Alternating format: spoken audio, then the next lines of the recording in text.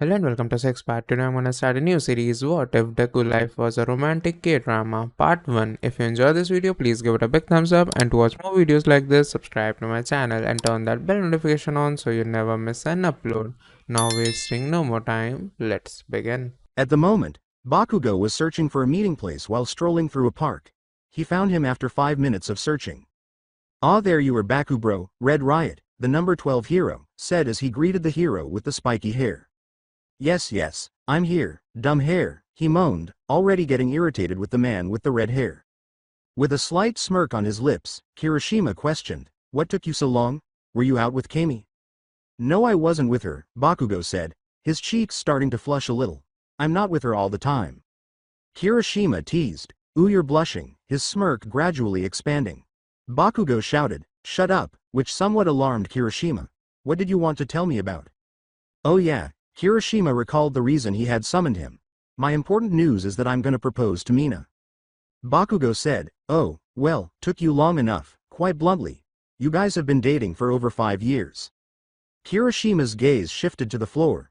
"Yeah, I know, but I just wanted to wait for the perfect moment." Bakugo said, "Well, you got in the ring yet," as if a light bulb had clicked in the manly guy's brain. "Oh yeah, let me show you it," Kirishima said, reaching into his pocket with a stunning ring of sparkling diamonds in his hand. The explosive man's face was filled with shock at Kirishima's acquisition of such an expensive ring.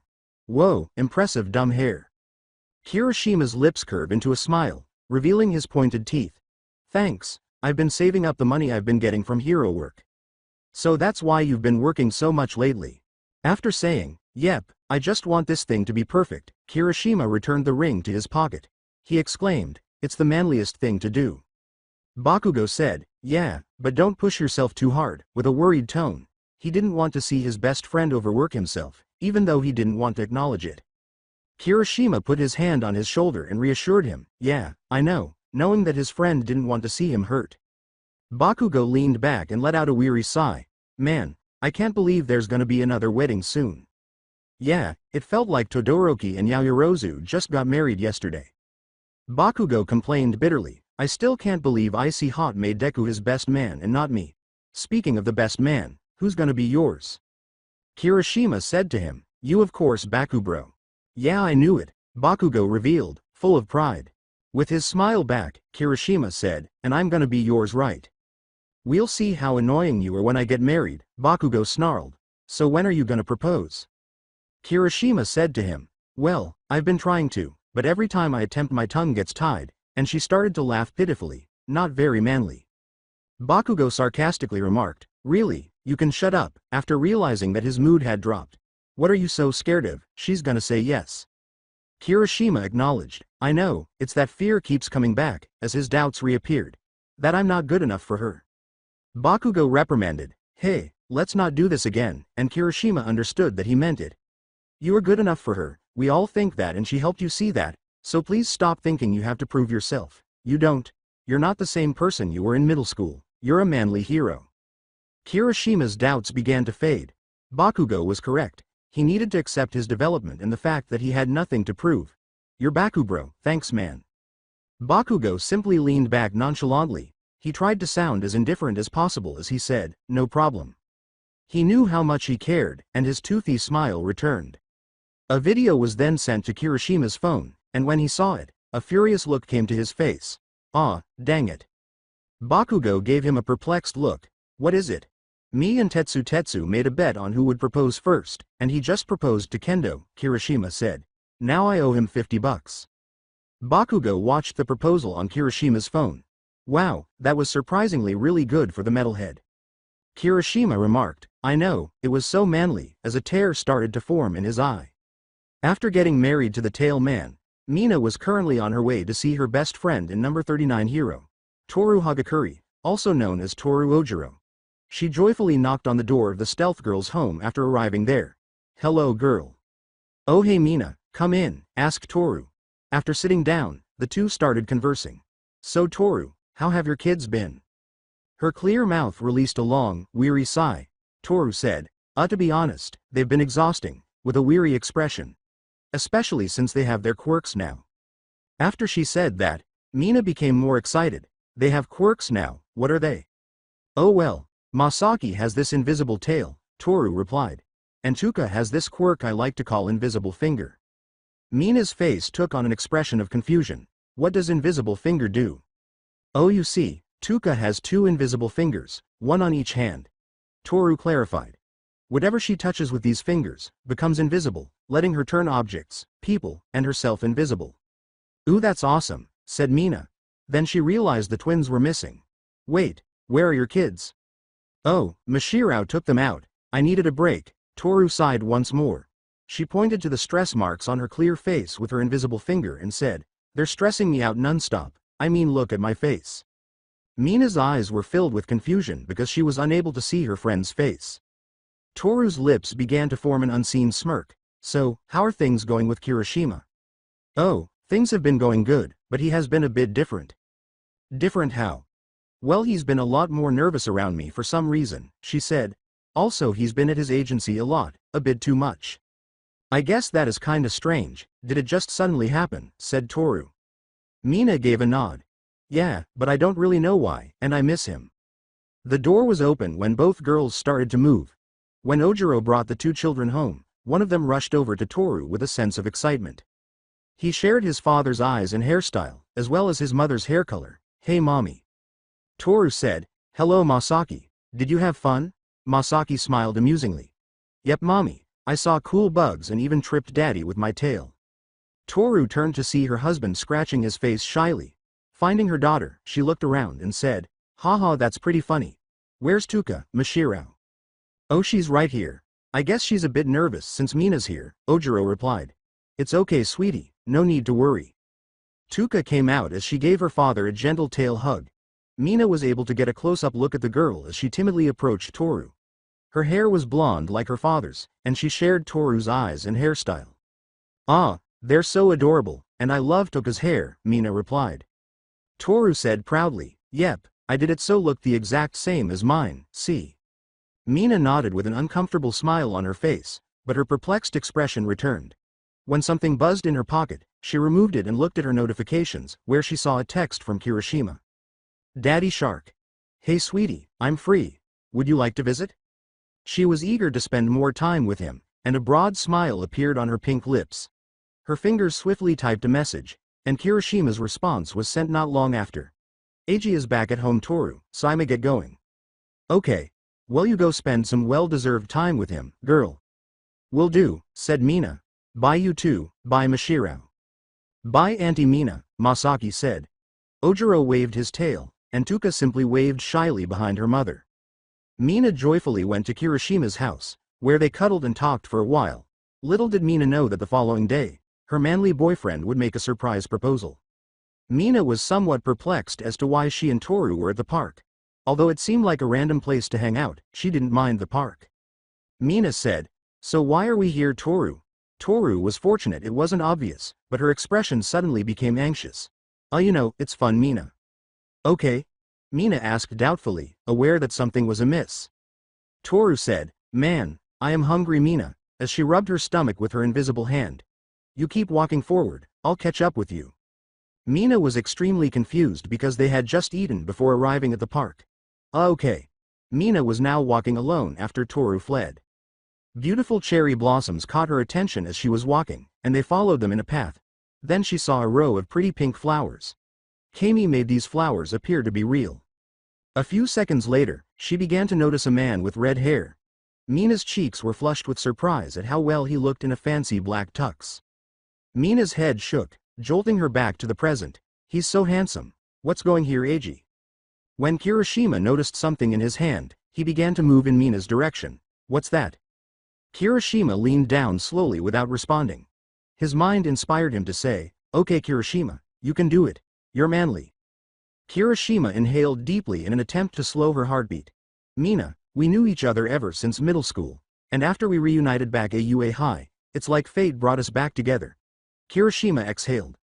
I had always admired you, for being so heroic and brave, and put a lot of pressure on myself to become a great hero like you, but you helped me get rid of the guilt and showed me that I did overcome my regrets, and now I fight for the people I love, and I love you the most. Then Kirishima glanced up at Mina, who was starting to cry. Kirishima opened the ring box and revealed the gorgeous piece of jewelry that Mina couldn't take her eyes off of. "I want to be with you forever, my hero," Kirishima said. "Will you marry me, Mina Ishido?" She was incredulous that he was genuinely proposing, and tears were streaming down her blushing face.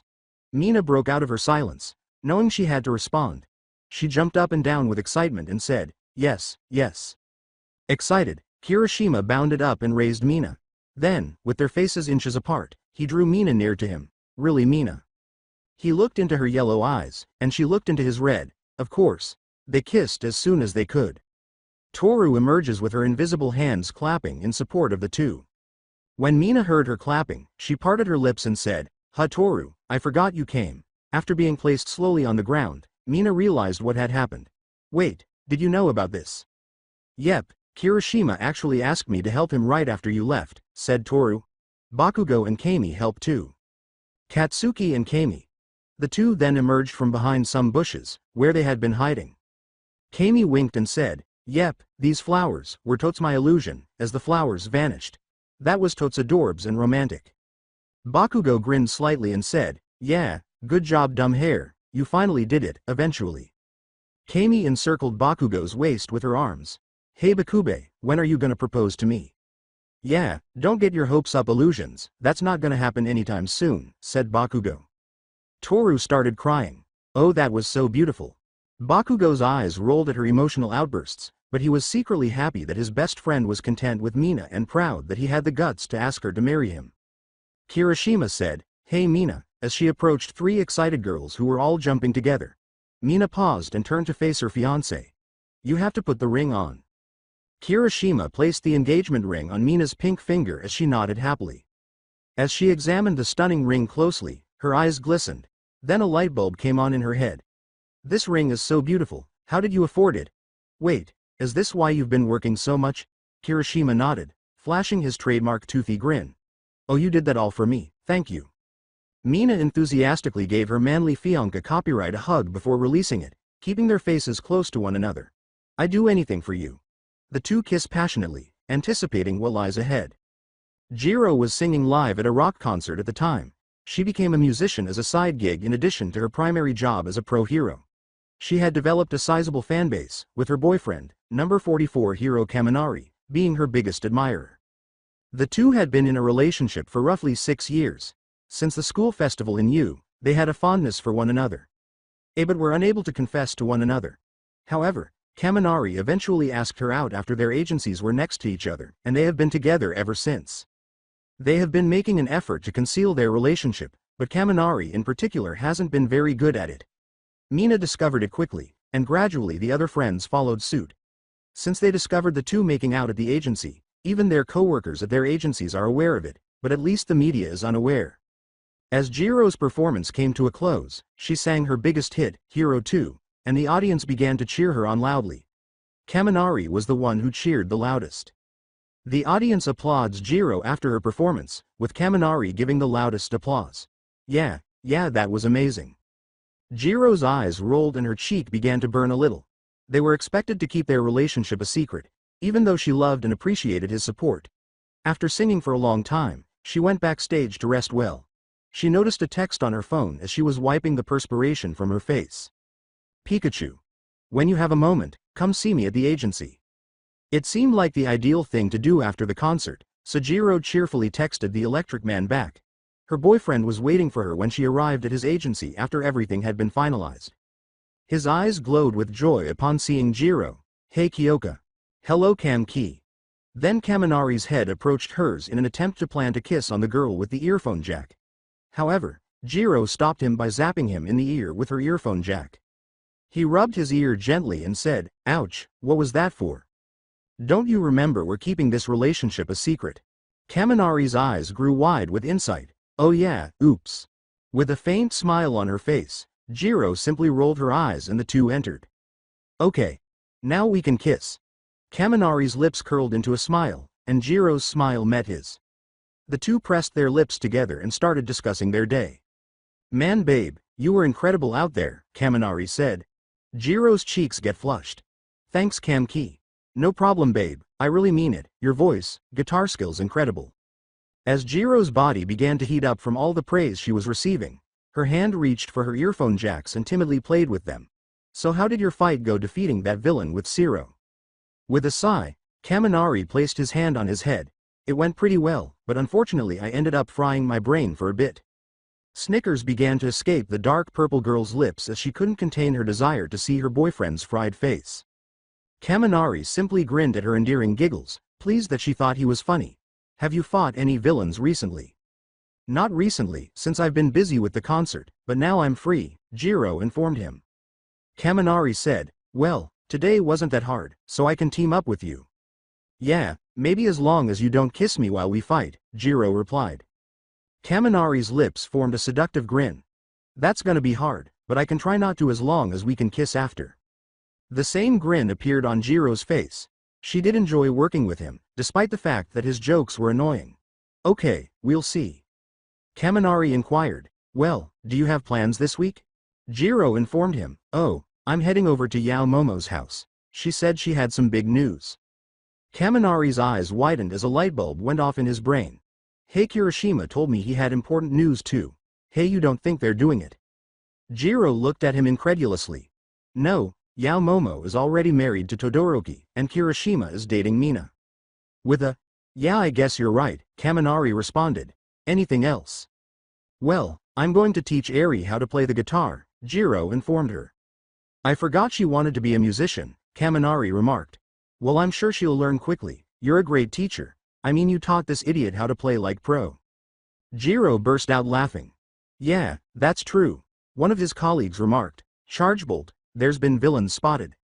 Kaminari said, oh okay, I'll be right there, to him. After leaving, he turned to face Jiro again. Well, looks like we have to say goodbye. Jiro remarked, who said that, remember us teaming up. He had a broad smile on his face.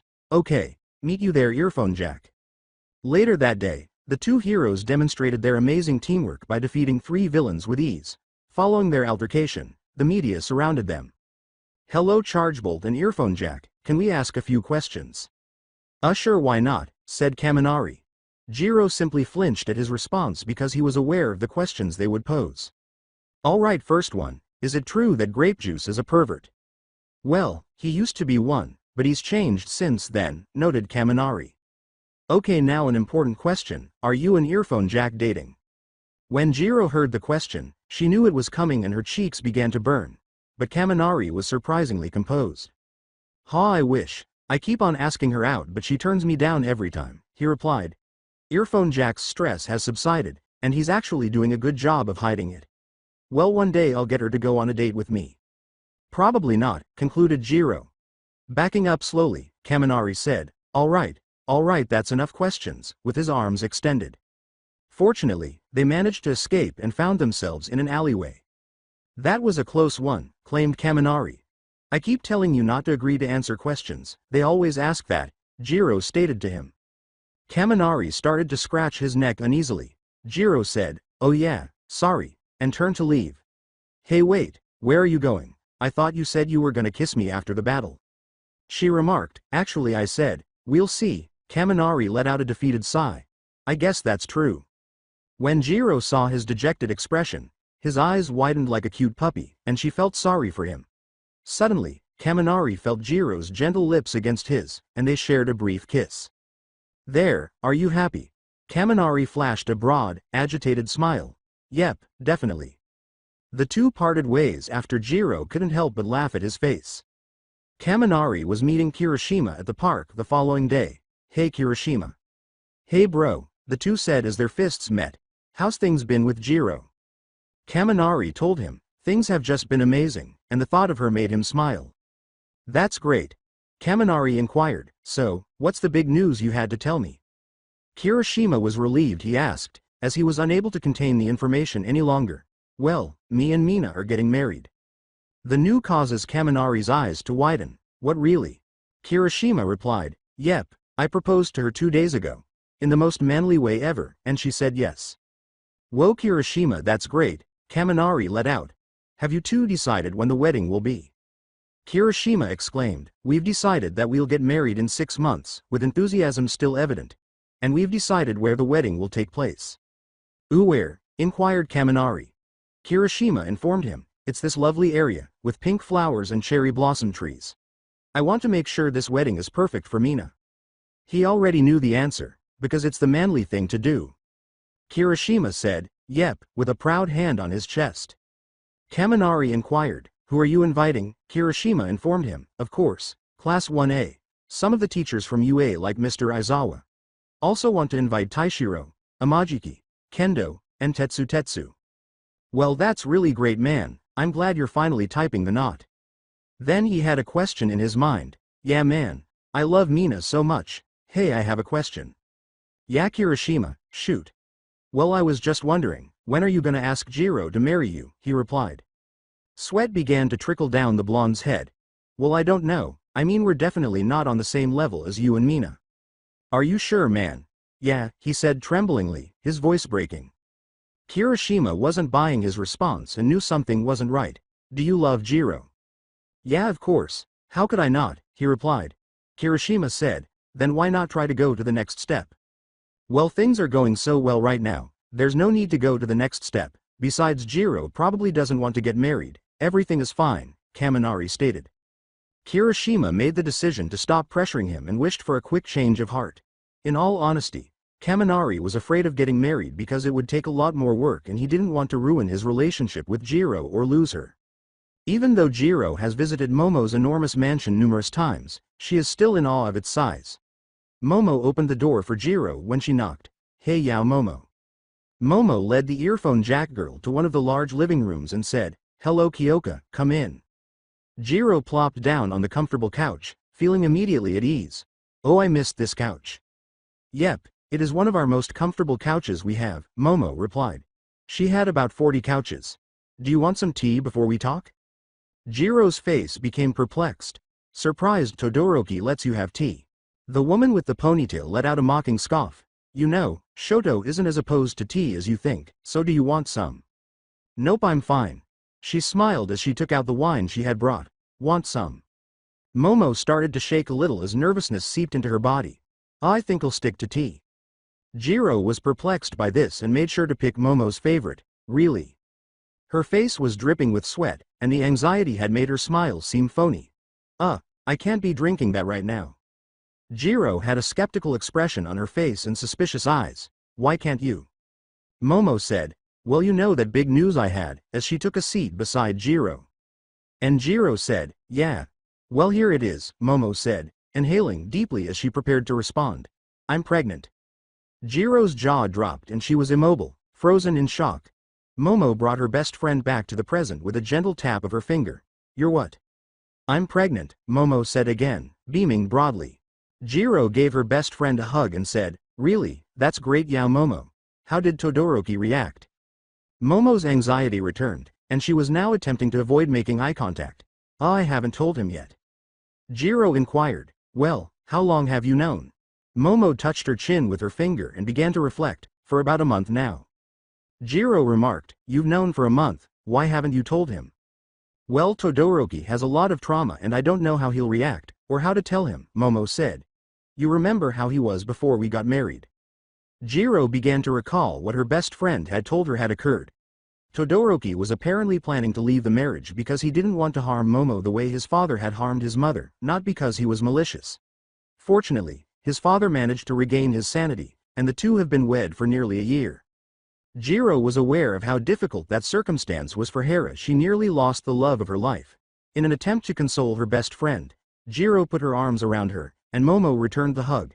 Don't worry Yao Momo. Todoroki grew past that, he won't leave you. Momo felt a little better after the two broke their embrace, but the fear persisted. Yeah, you're right. After putting the wine away, Jiro remarked, well, I suppose I'll save this for Kaminari and myself. Oh, speaking of Kaminari, how are things going with him? Momo replied. Things have been good, but I really want some progression in our relationship, Jiro replied. We both love each other, we've said it to each other, but still he hasn't proposed to me. I just want to go to the next step, like you and Todoroki, or Ochako and Midoriya, but nothing progressed for 4 years now. Momo's eyes seemed to be on the verge of tears as she gazed at her best friend's face. Then Jiro fixed her gaze on Momo, focusing on her abdomen. She started crying as she saw it because it brought back memories of how much she wanted to start a family with Kaminari. Momo initiated the hug this time. Don't worry, I'm sure he'll ask soon. Maybe you just need to give him clues that you want this. Tears were wiped away as they broke the enormous. Yeah, you're right, he's such an idiot, maybe he doesn't know. Maybe some tea will cheer you up, Momo said. Yeah. While Jiro hoped for some progress, Momo hoped Todoroki would respond favorably as they continued their conversation while sipping tea. Right now, Deku, also known as Izuku Midoriya, is the top hero. With Himiko's assistance, the two confess their feelings to one another following Shoto's number 2 hero celebration. The couple married and had a daughter named Oka after a year of dating. She is 5 years old and shares her dad's eyes and freckles as well as her mother's brown hair. She also recently developed a quirk that allows her to change the gravity of her own body. Unfortunately, Toshinori passed away 2 months ago, and Midoriya wasn't happy about it. While Midoriya was engaged in combat, a villain pursued Toshinori and killed him before Midoriya could stop him. Midoriya, who has been out more and hardly sees his family anymore, blames himself for Toshinori's death. Ochako was no longer able to support her parents and do hero work on her own. The freckled boy has just arrived home at 3 a.m., after stopping crimes all night. Ochako greeted him as he entered, trying to slip in.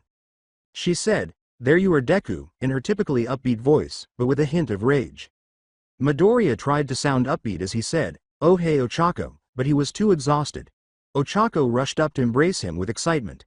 As she embraced him, Midoriya glanced around. Is Oka asleep? When Ochako said, "Yep, she went asleep 7 hours ago," this comment was an attempt to get him to notice something, but it was negative.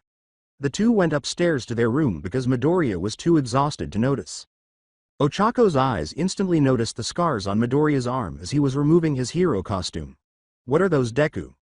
Midoriya realized that Ochako noticed the scars, but he didn't want to talk about it. He was too tired, so he just casually shrugged it off. It's nothing. Uraraka shot him a displeased glance. She wasn't buying that. Deku, just tell me. Ochako gave him her adorable pouty face, that made her rosy cheeks look super cute, that he couldn't resist. When Midoriya said, "Just a few scars I got from my fight," she did so casually, "It's nothing." When Ochako said, "Deku, that's not nothing, you gotta be careful," he was filled with worry. Seeing her husband suffer was something she disliked, especially now that they had a family. "Ochako, it's not that big of a deal, Eri can just help me if I need her to." Uraraka's voice rose gradually as she said, "Eri is busy with high school, Deku, she can't keep on helping you," she yelled. "This is important, you have to be more careful." Midoriya was looking shocked, and there was silence after she finished. Ochako tried to shift the conversation. "So Mina and Kirishima are getting married in 6 months." Midoriya said, "Oh, well that's great," as he emerged from his stunned state. When Ochako said, "Yep, I can't wait to go," his tone brightened once more. "We'll be together again." Unfortunately, Midoriya's remarks would negatively alter Ochako's mood. "Yeah, sorry, but I won't be able to make it." "What, why not?" inquired Ochako. She was informed by Midoriya, "Well, I have hero work." Ochako became enraged once more because she couldn't believe he would miss something due to hero work. The young girl was upset that he had missed Oka's kindergarten play. "Deku, you can take 1 day off." Midoriya said, "I'm sorry Uraraka, but I can't," which infuriated the gravity girl even more. "This is Mina and Kirishima's most special day, and you're not gonna go," Ochako said. "Yep, I'm not." Midoriya was sitting on his bed when he said this. This is what All Might would want. Now Ochako was going to explode. Her face was red as she said, "Are you kidding me, Deku, arg." Ochako's anger vanished, giving way to sadness, and she began to cry. "I can't keep it in anymore. Ever since All Might died, you've been neglecting your family and friends. Your daughter barely even sees you anymore. She asked me today if you loved her. I told her yes, but who even knows anymore?" After a brief period of silence, Ochako said, "I understand that you are the #1 hero, Deku, but you don't have to spend time with us. We miss you, Deku. I miss you." Midoriya turned to face his wife, who was crying and had tears in her eyes. He felt immediate regret. Looking down at the ground, Midoriya's face was sorrowful. "I've been doing this all for All Might, but Ochako is so sad, and Oka doesn't even think I love her. Have I gone too far?" Oka, awakened by Ochako, interrupted Midoriya's thoughts. Ochako crouched down to the young girl and said, "Oka, you're up." Oka saw her mother's cheeks were wet. "Mama, are you okay?" Ochako said, yes, Mama is fine, as she wiped away her tears with her arm. Oka inquired, were you and Papa fighting? With a tone of sadness in her voice. Her parents' intense animosity toward one another bothered her. Ochako answered, oh, no, we weren't fighting, we were just talking, so she wouldn't have to worry. Then she lifted her. Ochako gave Midoriya a serious look before leaving the room with Oka in her arms and saying, now let's get you back to bed. In order to get some much-needed advice, Midoriya was heading over to his friend Ida's house. His wife, Mei, welcomed him when he got there. Her trademark smile was on her face as she said, oh hello Midoriya, here to test out some of my babies. Not TT today Mei, Midoriya muttered, gradually growing more self-assured. But it seems like you have another baby to worry about. Mei grinned. Yep, this invention has been in my stomach for 4 months now. The expression of Midoriya was one of confusion. He didn't have time to consider that at the moment, so he quickly jotted down his thoughts, asking, did she just call her baby an invention? Well, I came here to see Tenya. Mei turned around and nodded. Midoriya flinched from her scream, Tenya, Midoriya is here to see you. Okay, I'm coming. Iida hurried towards the door. Hello Izuku. Hello Tenya. Please come in, Iida said, guiding the man with freckles inside. So what brings you here Izuku? Well, I need your help, Midoriya informed him. Me and Ochako got into a fight. The air was frantically chopped by Iida arms. You did, what happened? Midoriya clarified, she was upset that I had been devoting so much of my time to hero work. She thinks I'm neglecting her and Oka. A hand on his chin said, Iida, is she wrong? Midoriya nervously clarified, well, IHH haven't been HH home much, but that's because I'm the #1 hero. Just because you're the #1 hero Midoriya, doesn't mean you have to work 24/7, Iida replied. Is that the real reason? Iida was on to him, and Midoriya let out a defeated sigh. No it's not, Toshinori died and it was my fault, I just want to make sure nobody else does like him. Izuku, it was not your fault Toshinori died, you tried your best to save him but couldn't, sadly that happens when you're a hero. Tenya's voice started to change. You can't save everyone, no matter how hard you try. Midoriya stopped himself and said, it's not just that though, also, never mind. Izuku, you can tell me. With rage in his eyes, Midoriya turned to face Iida and said, well, Toshinori's killer, he got away, he's still out there, I want to find him, I need to, and when I do I'll key. Stop Izuku, Iida said. Iida began to recall an incident that occurred during UA and said, please don't think like that, don't seek revenge, it's not the right thing to do.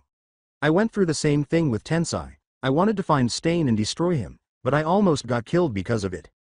I still remember what he told me, about my selfish desire to avenge my brother, he was right, revenge only leads to violence Izuku, please don't go down that path. Midoriya was allowing retaliation to consume him, and he knew Iida was correct. Don't worry, I won't.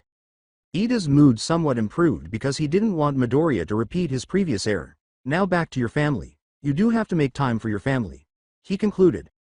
For example, Tensai has been taking over our agency more so I can help Mei with her pregnancy. You can't just put being a hero first, you have to balance it, that's what you agreed when you got married. Iida's words made Midoriya sad. He was correct. Midoriya's family missed him and he was overly involved in hero work. He was disappointing All Might, not making him proud. He needed to be with his family more. You're right Tenya, thank you.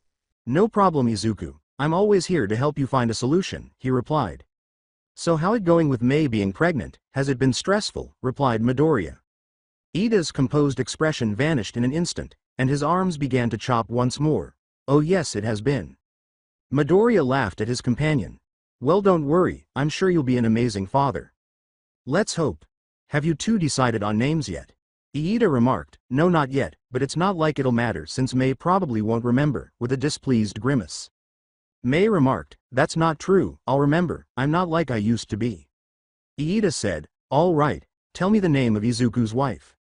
In an attempt to recall, Mei placed a finger on her chin. She's the one with the pink skin right? Iida informed her, no, that's Mina, who's dating Kirishima. Well you gotta give me a hint. Never mind, you'll never get it. Mei crossed her arms and sat on her husband's lap. No fair. When he got home at 8, he discovered Oka and Ochako watching TV together. Oka was amazed by All Might's awesomeness as they watched him. Wow mama, All Might is the awesomest superhero ever. Since it made him think of himself, the green-haired boy was happy that his daughter was a huge fan of All Might. When Oka saw her father, she jumped with joy and rushed to embrace his legs. "Hello, Papa." Midoriya said, "Hello, Oka," as he tousled her hair. He couldn't take his eyes off Ochako when he looked up. Because he had been too exhausted and preoccupied lately to notice, he had forgotten how lovely she looked. "Hey, Ochako." "Hey, Deku," Ochako said, her voice lacking enthusiasm. "May I have a quick conversation with you in the kitchen?" Midoriya inquired. "Sure thing," replied Ochako. Oka nodded and the two entered the kitchen. "You stay in here, okay, Oka?"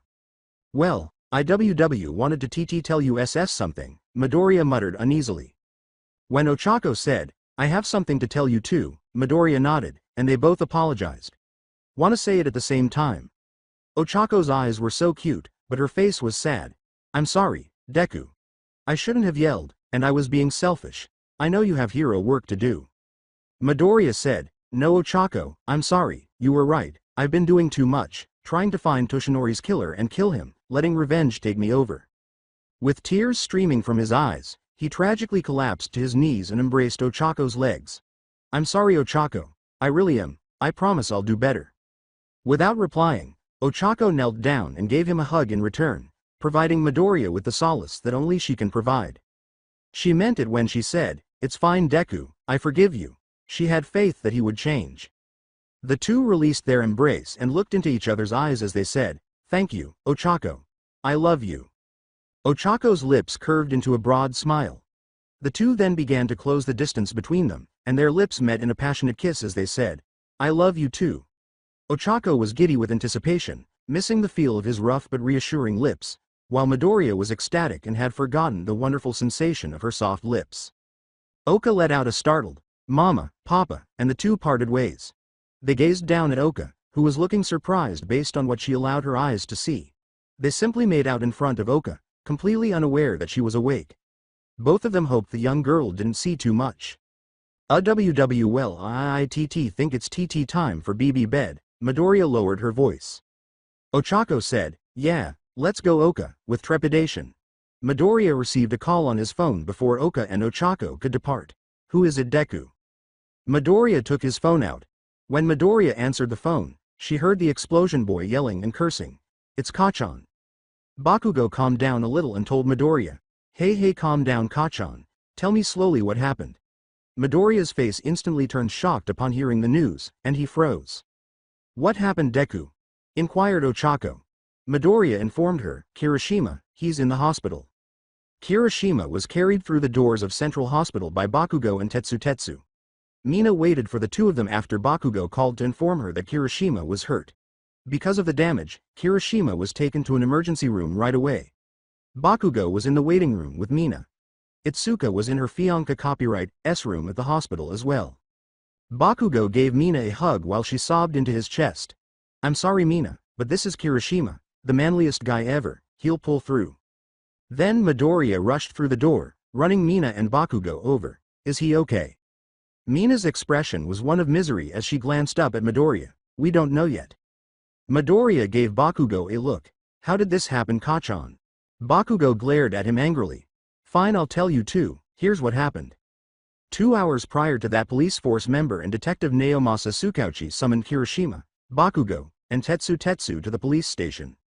So you guys are probably wondering why you were called here, Tsukauchi stated. "Yes, we were, so tell us already," Bakugo insisted. "Bakubro," Kirishima said, "you might want to calm down a bit." Tsukauchi informed them, "We've learned that someone is attempting to free Yuna Ito from Tartarus." They all stared at him in confusion. "Who the hell is that?" inquired Tetsu. "Ito is a hero assassin, who goes by the codename Stab. Her quirk is sharpening, which lets her create knives out of her body, that can slash through anything," Tsukauchi said. Tsukauchi glanced at three heroes and said, "She was defeated by Todoroki, but someone is trying to break her out, which could lead to the death of many heroes. So we need you watch over her to make sure nobody does Real Steel, Red Riot, and Explosion Murder." "Hey, use my full name, you." Then Kirishima stops Bakugo. "Okay sir, we'll do it." "Thank you, and be ready. I can tell this isn't gonna be easy," Tsukauchi cautioned. To protect the cell and ensure that Ito doesn't escape, the three approached Tartarus. So you finally proposed to Mina, huh? Tetsu inquired. Yep, sure did, Kirishima, grinning toothily, concurred. Took you long enough to, claimed Tetsu. It was pretty manly, but mine was more manly. How are you kidding? Mine was the manliest proposal ever. I had more feeling, Kirishima boasted. Tetsu yelled, are you kidding? Mine had plenty of feeling? Bakugo gave a frustrated roll of his eyes. These idiots. He had had enough of their folly. Shut up. When Bakugo screamed, the two fell silent. Well, Kirishima, I still proposed first, so I want my $50. Kirishima said, yeah I know, as he rummaged through his pocket. Kirishima gave the money to Tetsu, who said, here. Hey Tetsu, how are things with Itsuka? Tetsu remarked, well, Kirishima, things have been going great. Tetsu's ambition left Kirishima and Bakugo stunned and unable to speak. I make sure to treat with respect and give her the love she deserves. The words, dude chill out, Bakugo said. Then he turned to face Kirishima, who was staring at him strangely. What do you want, dumb hair? Kirishima said, well Bakubro, how are things with Kami? Bakugo gave an eye roll. Bakugo complained, things are going fine, hair for brains, though her stupid talking does get on my nerves. Kirishima grinned. But you still love her. Bakugo looked at him strangely. Why are you acting like this? Kirishima's face was bewildered. I don't know, I think Mina rubbing off on me. It was then that the three heard a break in. Kirishima and Tetsu nodded, saying, okay extras, get ready. The trio notices two men to their right. One wore a black and red supersuit and was really muscular. The other wore a dark blue supersuit and was a little more muscular than the other guy. Ah look, it's Real Steel, Red Riot, and Explosion Murder. Bakugo shot out, it's Great Explosion Murder God Dynamight, with a rage. Kirishima inquired, who are you guys? I'm Wallbreak and this is Counter. Lame names, said Bakugo. You're one to talk, Counter remarked. Arg, that's it, you dead, Bakugo screamed. You two take on the blue guy, I'll take care of this big guy myself. You got it, both of them told me, Wallbreaker remarked, so you two will fighting me, they nod, genuinely perplexed. Your quirks are steel and hardening, right? Well then this will be easy. Kirishima remarked, you're really confident for someone who has a disadvantage. Yeah, it makes me really angry, Tetsu yelled angrily as he sprinted in Wallbreaker's direction. He leapt, transforming his body into steel. Take my steel fist. Wallbreaker grabbed Tetsu's fist as he tried to punch him, and it oddly began to return to normal. Then Wallbreaker threw Tetsu off. Dude, tell me what happened to your arm, Kirishima said. Tetsu noticed that his arm wasn't made of steel. Wallbreaker simply smiled evilly at him and said, what the hell did you do to me? Instead of jumping, Tetsu started running towards Wallbreaker and delivered a low punch, saying, well, good thing I have my other fist. Wallbreaker turned his fist back to normal and blocked with his palm. When Tetsu attempted to kick Wallbreaker, the villain removed the metal effect by placing his palm on Tetsu's chest. Then he was knocked back by a punch from Wallbreaker. Tetsu was clutching his stomach in agony when Kirishima turned to face him. You okay, Real Steel? Yeah, I'm fine, but I need a few minutes, Tetsu grudgingly admitted. When Kirishima said, okay, I'll take it from here then, after hardening up, he charged Wallbreaker and launched his red gauntlet attack. Wallbreaker used his palm to block, and Kirishima's hand returned to its usual position.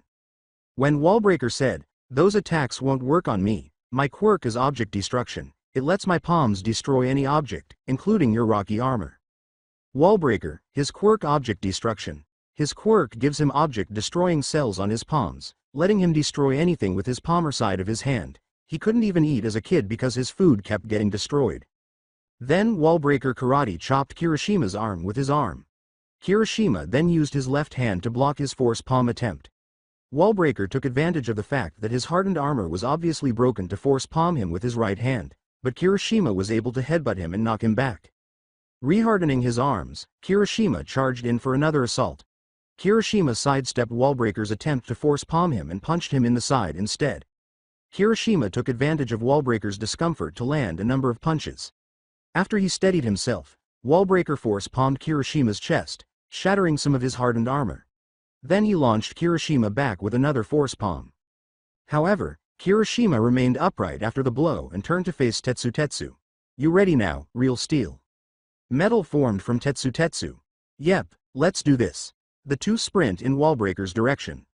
Wallbreaker remarked, looks like I'm gonna have to be more serious, as he prepared for the two.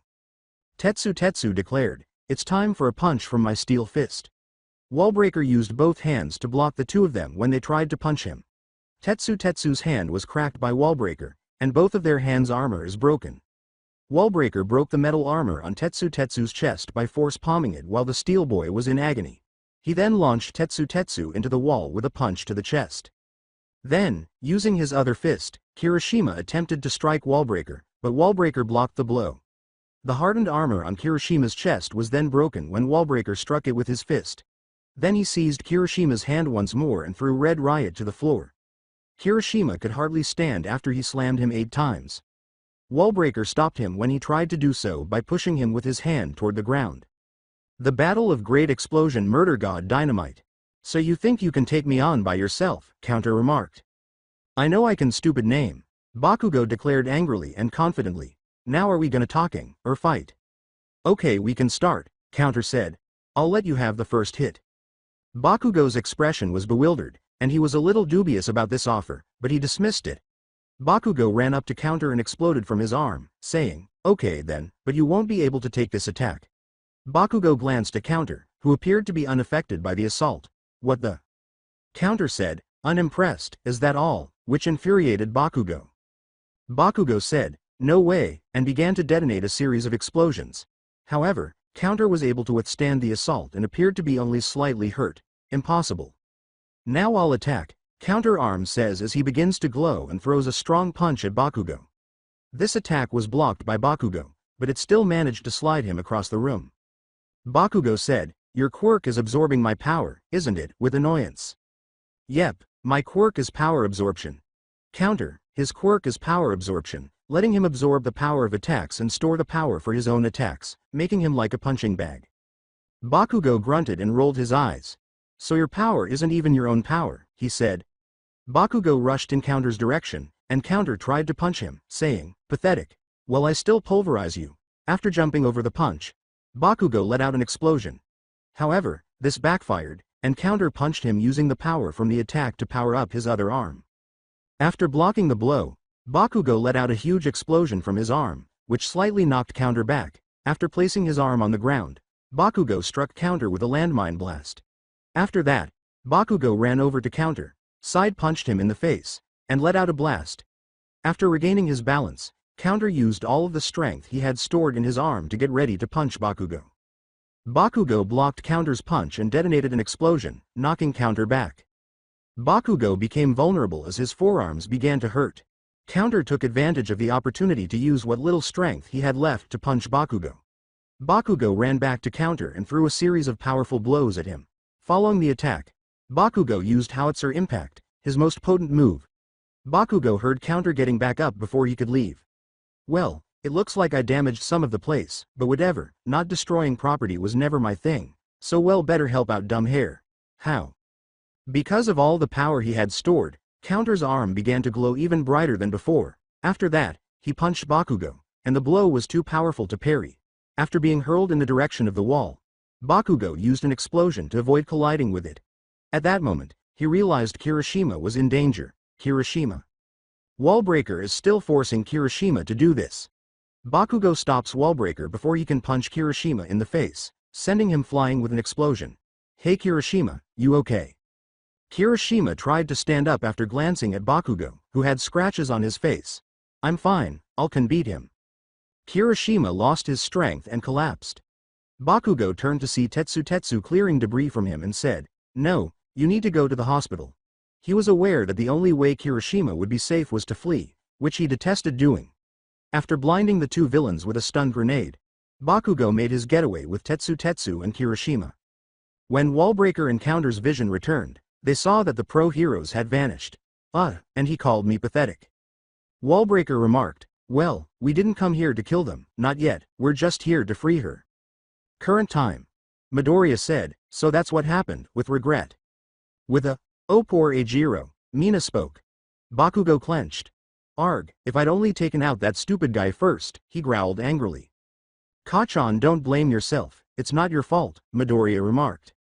Mina said to him, yeah, you tried your best, Midoriya began muttering while placing a hand on his chin.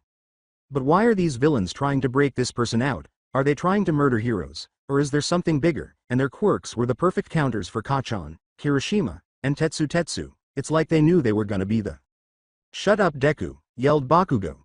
In response, Midoriya said, why yeah sorry, but still, what's the deal with these guys? Bakugo then stood up and began to move in the direction of the hospital's exit. Kachan, where are you going? Bakugo angrily declared, I'm going to go teach those idiots to never mess with me or friends ever again. When Midoriya said, well then let me come with you. Bakugo snarled, no way Deku, you just stay here with raccoon eyes, I can handle it. No you can't Kachan, you're already injured and didn't even beat one of them the first time, you're gonna need help, Midoriya replied. Bakugo reluctantly agreed since he knew Deku was correct. Fine, just don't get in the way. I'm coming too, Mina exclaimed as she leapt from her seat. Bakugo remarked, no way, raccoon eyes, you're staying here. Mina wasn't as strong as either of them, but he knew Deku could take care of himself, and he didn't want another friend to suffer harm. Mina firmly stated, Bakugo, they hurt my fiancé copyright, I want payback too, while pumping her fist. So I'm coming, no matter what. Bakugo sighed and rolled his eyes. Fine, but if you get hurt, it's your fault. Mina leapt with joy and gave Bakugo a hug. Thank you. Bakugo moaned and rolled his eyes once more.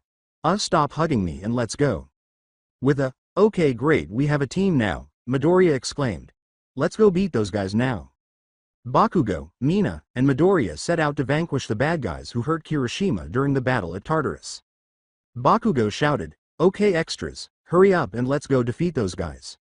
Midoriya halted the King of Explosions and said, wait Kachan, we have a little problem, adding, we don't know where they are. Aw man, what are gonna do, Mina complained. With a, well maybe Tsukauchi knows, Midoriya took out his phone and dialed the detective. Hello Midoriya, said Tsukauchi. Hello, I was wondering if you maybe knew the location of villains Red Riot fought today. Oh yes I actually do, we put a tracker on Yuna, just in case she escaped, I'll send you their locations.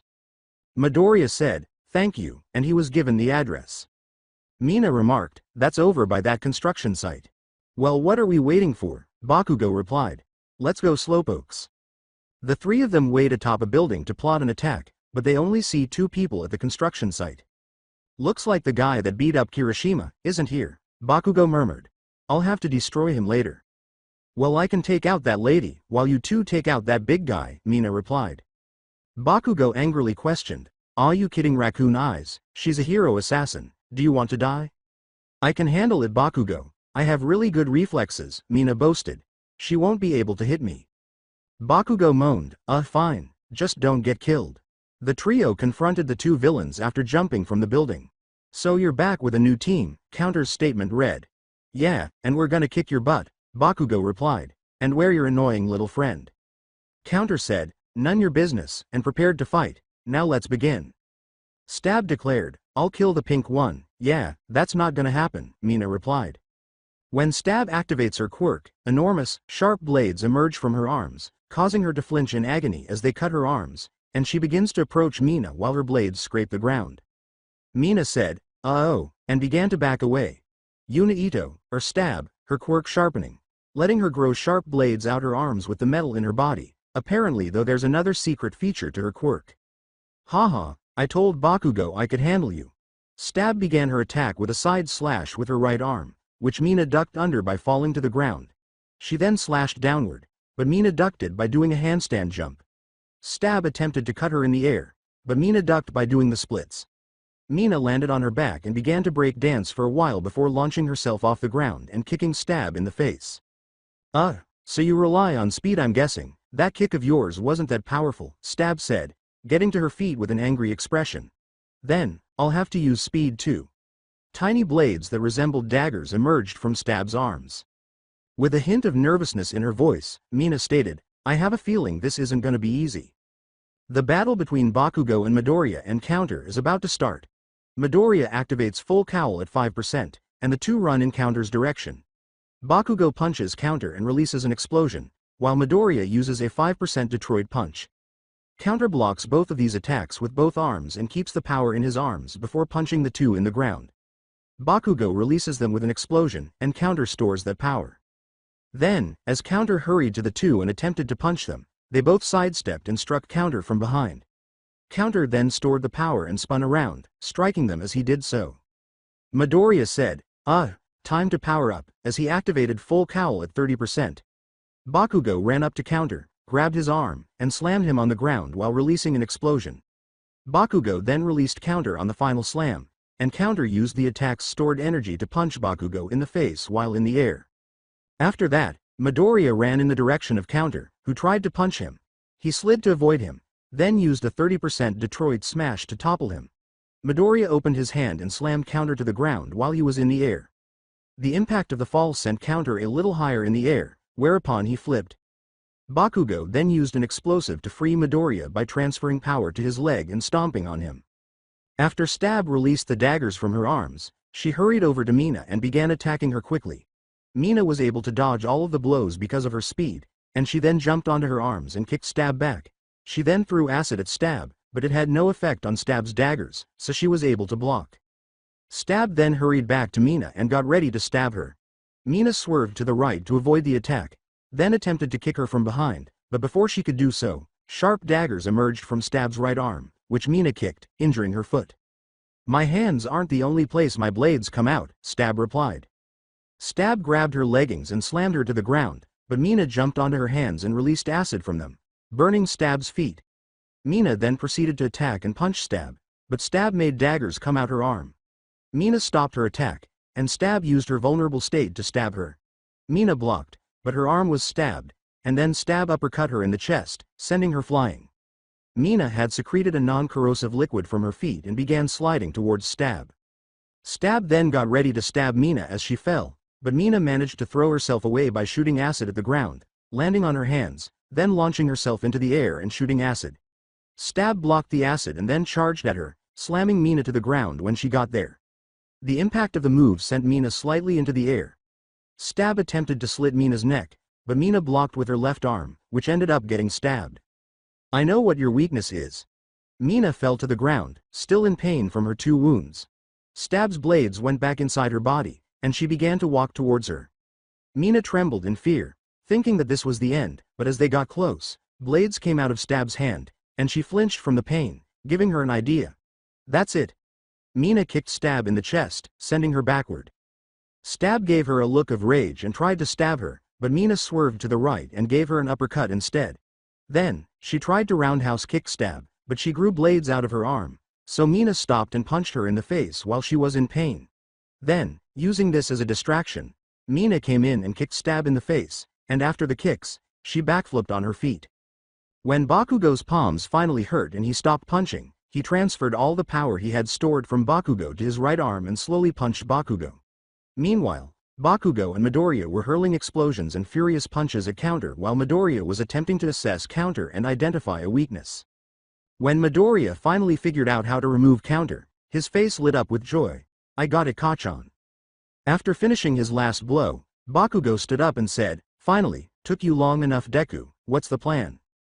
"His attacks get slower with the more power he stores, so we just have to keep on attacking and dodging, till he gives up," Midoriya stated to Bakugo. Bakugo hurried over and said, "Fine with me, let's do this." After transferring his power to his torso and legs and activating full cowl shoot style, Bakugo kicked Counter in the face and Bakugo's arm exploded, knocking Counter back slightly. Midoriya dodged, and Bakugo backed up from the big brute. The counterpunch ended with a shockwave of wind, but Bakugo stopped it with an explosion. Midoriya leapt over to Counter and kicked his head from above with a man, slamming it to the ground. Bakugo set off an explosion in his face after the kick, knocking Counter back slightly. Midoriya landed on his hands and pushed himself up, kicking Counter in the face. Midoriya said, "Okay, Kachan, Counter has taken a lot of damage, he's almost out, so it's time," and Bakugo nodded. Bakugo advanced on the brute and stunned him with his stun grenade, leaving Counter vulnerable. Bakugo then used his most potent move, Howitzer Impact, which released a massive explosion. Counter, who was barely standing, attempted to use all of his stored power to punch the two, but Midoriya swiftly knocked him back with a Delaware Smash, injuring his arm in the process.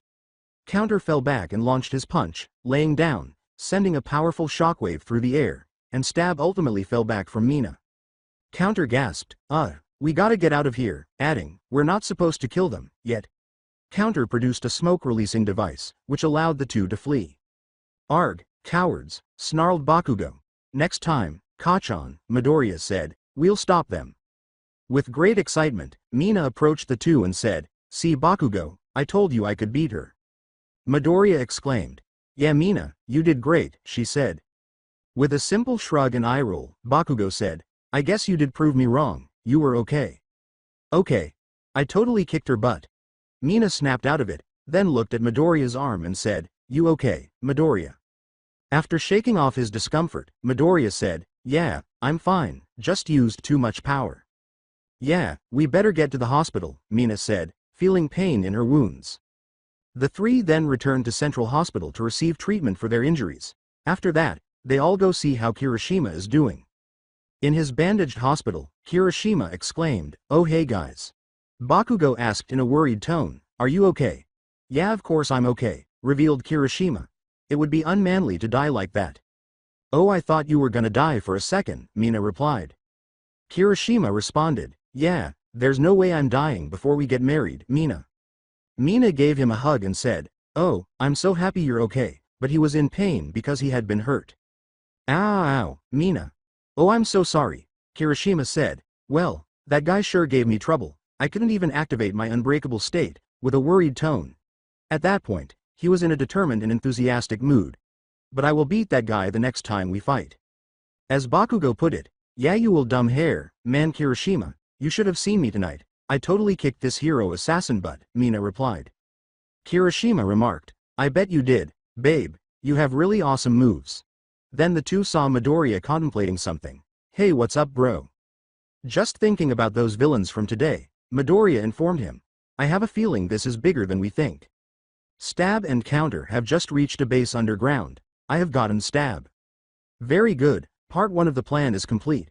Counter recoiled in agony. That's great, ouch, she said. What happened to you? Counter replied, ran into Deku and some others on the way here. Deku, I hate him, but soon he'll be out the picture and his stupid friends. Counter responded, yeah, I'm excited to watch him get crushed by you. Yep, but we can't worry about that now, it's time we start part 2 of the plan. The pro-hero Eraserhead's adopted daughter is named Eri Aizawa. Eri began residing in the UA dorms. Following Overhaul's defeat. However, Shota adopted Eri after Midoriya graduated, and the two have grown close to the point where Eri now considers him to be her father. Additionally, Shota had married Ms. Joke. Shota eventually agreed to one date after repeatedly asking him out in order to get his attention. He was surprised to find that he had a good time on the date and enjoyed spending time with her. Even though her jokes annoyed him, her upbeat demeanor made the date enjoyable, and he began to enjoy her company. Shota liked her more each time they went on dates, and eventually he introduced her to Eri. Fortunately, Emi was a wonderful mother to Eri, who truly cared for the girl and made Eri even happier when she was around. Eri had been longing for a mother. Shota grew to love Emi more after witnessing her incredible motherhood and realizing that she was the right choice. After 7 years of marriage, the couple has been living a happy life together with Eri. Both of them continue to teach, and occasionally they do so together. Like Eri, Emi made him much happier. 5 days have passed since Kirishima's injury, and it is Saturday. Fortunately, he is no longer in the hospital. Jiro is teaching Eri how to play some music while she prepares to meet up with him. Jiro became Eri's mentor after she developed an interest in music and decided she wanted to pursue a career in music after being inspired by him. Eri went to her room, got her guitar, and went downstairs to where her parents were. Hello Eri. Eri said, hi mom and dad, with a smile. I'm off to meet Jiro. Together, they approached the door. Emi said, make sure you be safe, okay? Yeah, don't die, Shota replied. After saying, don't worry you guys, I will be, she gave her parents a hug and walked away. Eri was excitedly skipping to the park on her way there. Eri had not seen her class 1A friends in a long time, so she was thrilled to see Jiro. After All Might's death, Deku stopped coming to see her, and the last time she saw him was at the funeral. She missed him terribly. She hoped she would soon see him again. When Eri got to the park, she noticed Jiro sitting on a bench and practicing her bass guitar. Oh hey Eri. Eri waved as her smile widened. Hello, Mrs. Jiro. Oh, you don't need to call me that, Eri. We're friends. Call me Kyoka, Jiro said to her. Okay then, Kyoka. Eri took a seat beside Jiro. So how you been? It's been great. It was Mom's birthday last month. Her class and my dad's threw a surprise party. It was really fun, she said. How about you? Things have been fine with me. I've been doing concerts, hero work, and hanging out with my boyfriend. Eri was taken aback. Boyfriend, you have a boyfriend? Jiro said, yes, you do remember Kaminari correctly. Eri tried to recall him while placing a finger on her chin. Oh, is he that guy with the derpy face, who kept on saying yay? Eri described him in such a way that Jiro began to laugh. Yep, that's him. With joy, Eri remarked, well, I hope you two have a very great life together. Jiro grinned. Thank you. Then, noticing Eri, she became a little depressed. What's wrong? To Jiro, Eri said, oh, it's nothing, just looking up. Have you seen Deku lately? Jiro remarked, oh, you two were really close, you must miss him, and Eri gave a nod. Jiro then had an idea. Well, you'll see him again soon. If I run into him again, I'll tell him to visit you. Kirishima and Mina are getting married, Midoriya is going, and I think your dad is too, so you might see him there. Jiro's words thrilled Eri, who was eager to see Deku because he was like a brother to her. So you ready to get started, Eri? The two prepared, but someone was observing them as Eri nodded and took out her guitar for the lesson. There you are, earphone jack, and you looks like someone else is with you. He got closer. Eraserhead's adopted daughter, she important to the plan, but we don't need to take her now, we only need something small from the two of you. After an hour of practice with Jiro, Eri is starting to get the hang of playing the guitar. You're getting really good, Eri. Eri's face was beaming. Thank you, Kyoka, but it's really all thanks to your amazing teaching. Jiro grinned at her generosity. Aw, thanks, Eri, but seriously, you're a great learner. It took Kaminari a while to learn how to play. As she prepared to ask a question, Eri clasped her hands together and looked down. So Kyoka, I have a question. Sure, what is it? Why did you become a musician? Well, I've always been into music and singing. It was one of my passions, but I mostly kept it hidden, Jiro stated to her. But then someone encouraged me to show my music to everyone. Eri was engrossed in the story and gazed at Jiro in awe. Who did? Jiro blushed a little. It was Kaminari. He was always there to support me. Eri remarked, that's so sweet. Jiro inquired, so why did you want to learn music? Eri said with a smile, well, after I heard your song Jiro, I wanted to become a musician too. That way I can play for the world and Deku. Unaware that she had motivated Eri, Jiro was ecstatic and felt good about herself. Well, why don't we get back to practicing, so your dream can come true? Eri picked up her guitar and nodded. How is this, Kyoka? Jiro asked as Eri began to play, recalling her playing days at U when she was younger. A high school. Jiro observed Eri begin to consider having children. How she wished to teach her son and daughter how to take care of them and play. Since she and Kaminari have been in the same place for a year and haven't made any progress, Jiro was disappointed that this wouldn't happen anytime soon. Despite their love for one another, Kaminari seemed afraid to take the next step. Eri interrupted Jiro's train of thought. Jiro, did you like it? Jiro was so absorbed in her thoughts that she hardly heard half of it. It was great.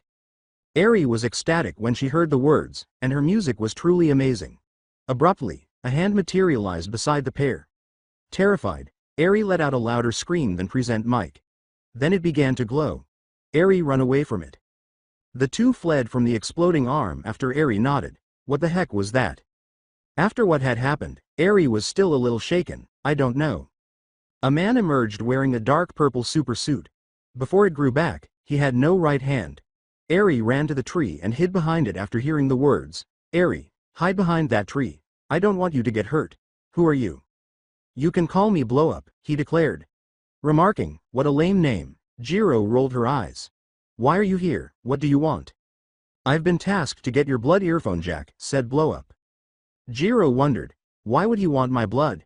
Jiro puts on her amplifier gear and says, well, that's not gonna happen. This is going to be a lot of fun, Blow Up exclaimed. At Jiro, he swung his hand. Jiro blew it away by plugging her right earphone jack into her amplifier jack. It's gonna take more than that to stop me, Jiro replied.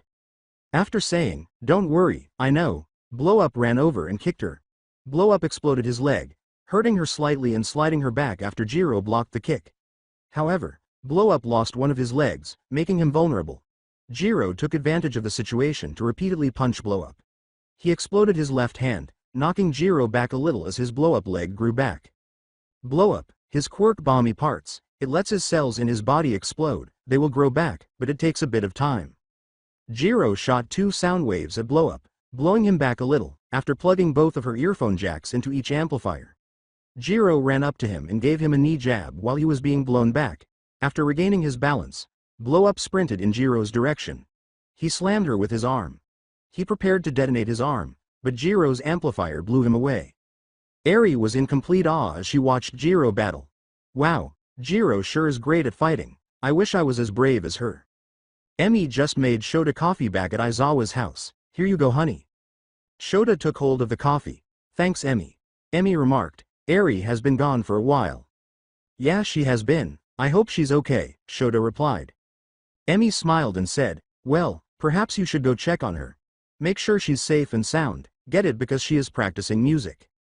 Shota looked at her irritably. Yeah, I got it, doesn't make it good. When Emi said, yeah, not one of best, none of them are. The words, ah, tough crowd, Emi sulked. Shota grinned a little and looked adorable when she pouted, but he had to check on Eri first, so he couldn't concentrate on that right now. Jiro was still engaged in combat with Blow Up and was beginning to struggle. Her right amplifier broke, and she was getting quite tired. Jiro was thrown back after Blow Up kicked him in the stomach and detonated his foot. Blow Up said, okay, I think it's time, as his foot began to grow back. He rushed to Jiro after taking out a syringe and needle.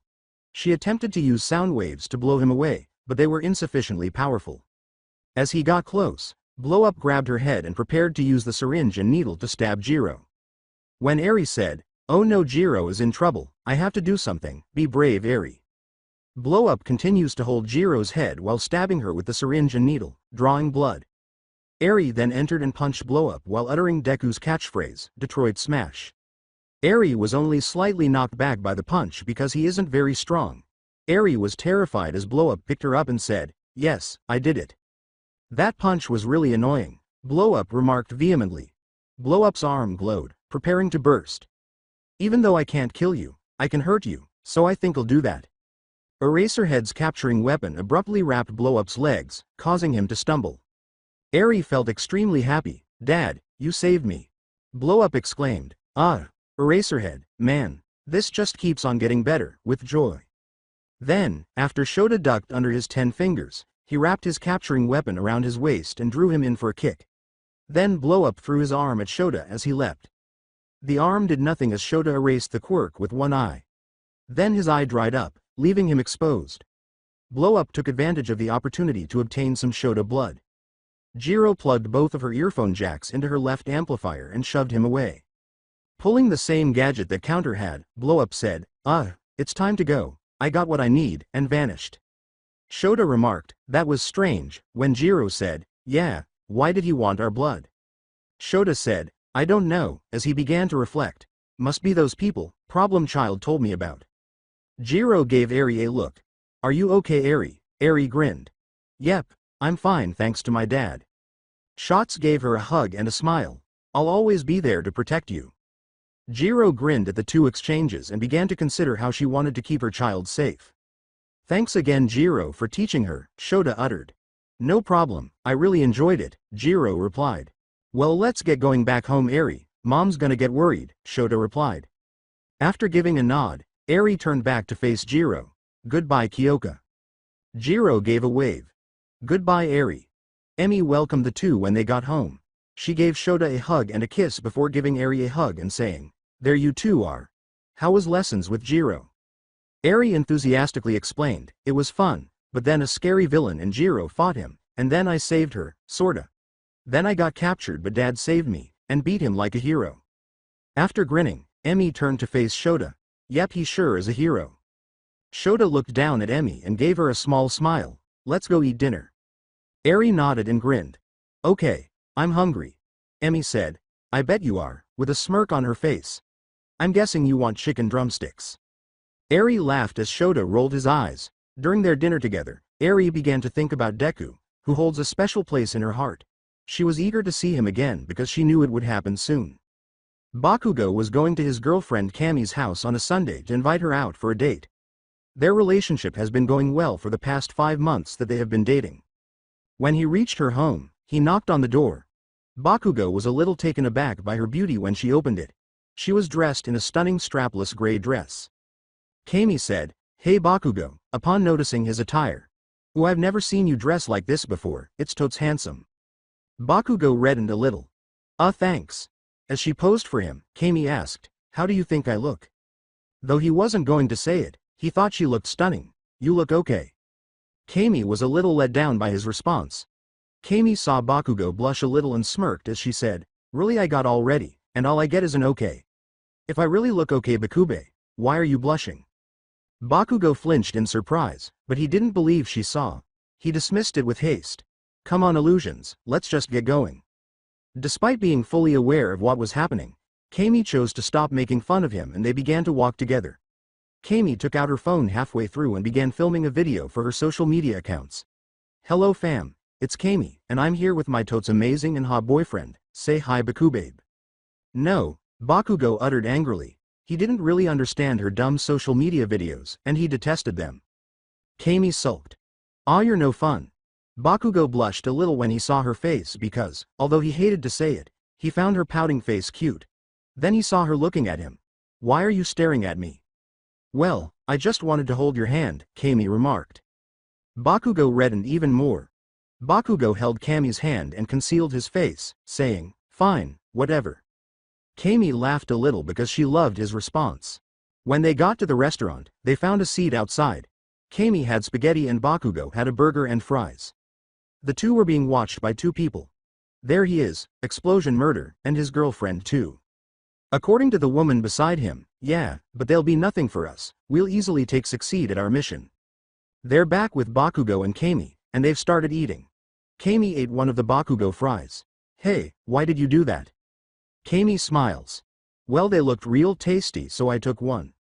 Bakugo gave her a fierce look. "Well, don't do it again, they're my fries." Kami pouted and said, "But Bakube, I'm your girlfriend, can't I have a few of your fries?"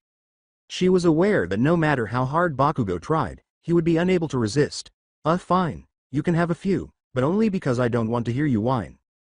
Grinning, Kami went for another of his fries. "Thanks Bakube." Bakugo blushed slightly as he saw Kami's smile. "Whatever." Kami said, "So Bakube, why do you love me?" This question shocked Bakugo, but he soon collected himself. "Love you, who said that, illusions?" "Well, I totes love you," Kami exclaimed enthusiastically. Bakugo complained, "Well, I don't feel the same." When he tried to appear tough, Kami rolled her eyes. "Well then, why are you dating me?" Bakugo began to reflect. "Well, you're hot, you're the only girl who can put up with me, and you make me laugh, sometimes." Bakugo's admission of her attractiveness thrilled Kami. "Well, why are you dating me?" "Well, Bakube, you are totes handsome, you're fun to tease, and you're great to be around," Kami replied. "And even more great when you're quiet." When someone made a quiet remark, Bakugo rolled his eyes. "Well, I think I'm pretty great when I'm not quiet."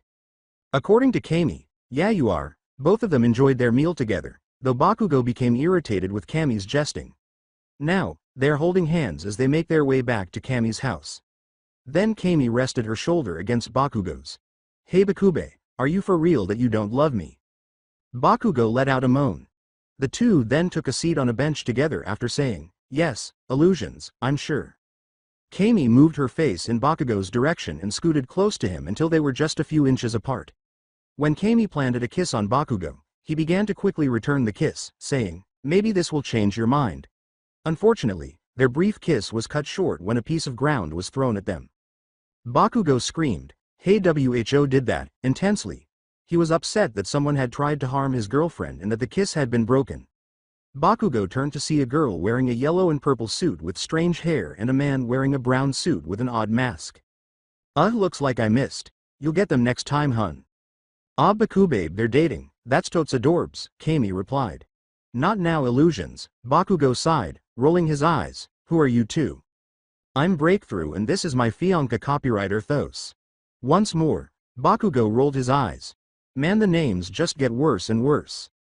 Kami said, "Well, what do you want from us? Breakthrough remarked. Ah, don't worry, all we want is your blood. Oh, is that all? Bakugo remarked mockingly. No way, potato boy and weird hair. All right, Breakthrough said, I suppose we'll take it by force. I'll take on the girl, while you take on that annoying boy. Furious, Bakugo rushed in Eartho's direction. As Eartho's body began to be ground, some of it was aimed at Bakugo. Bakugo rose again and ran in Eartho's direction. He launched another ground attack at Bakugo, but he sidestepped and placed his hands on Earthos, preparing to detonate.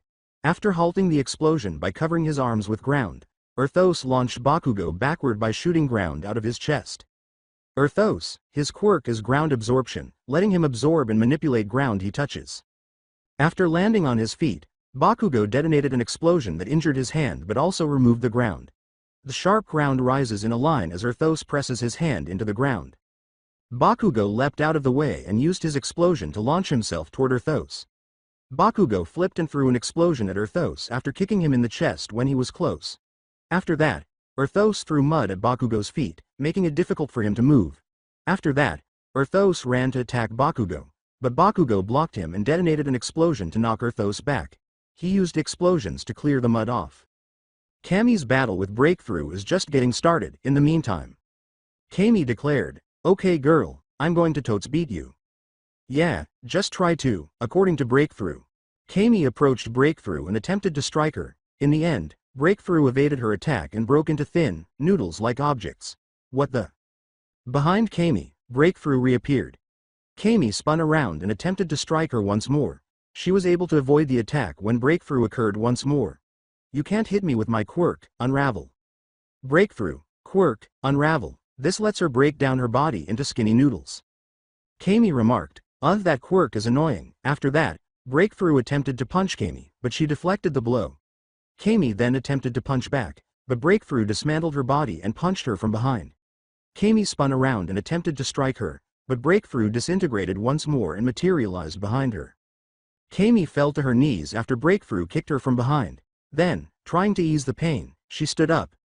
The smoke-like substance that surrounded the two is expelled by Kami as she says, "Now it's time for me to activate my quirk."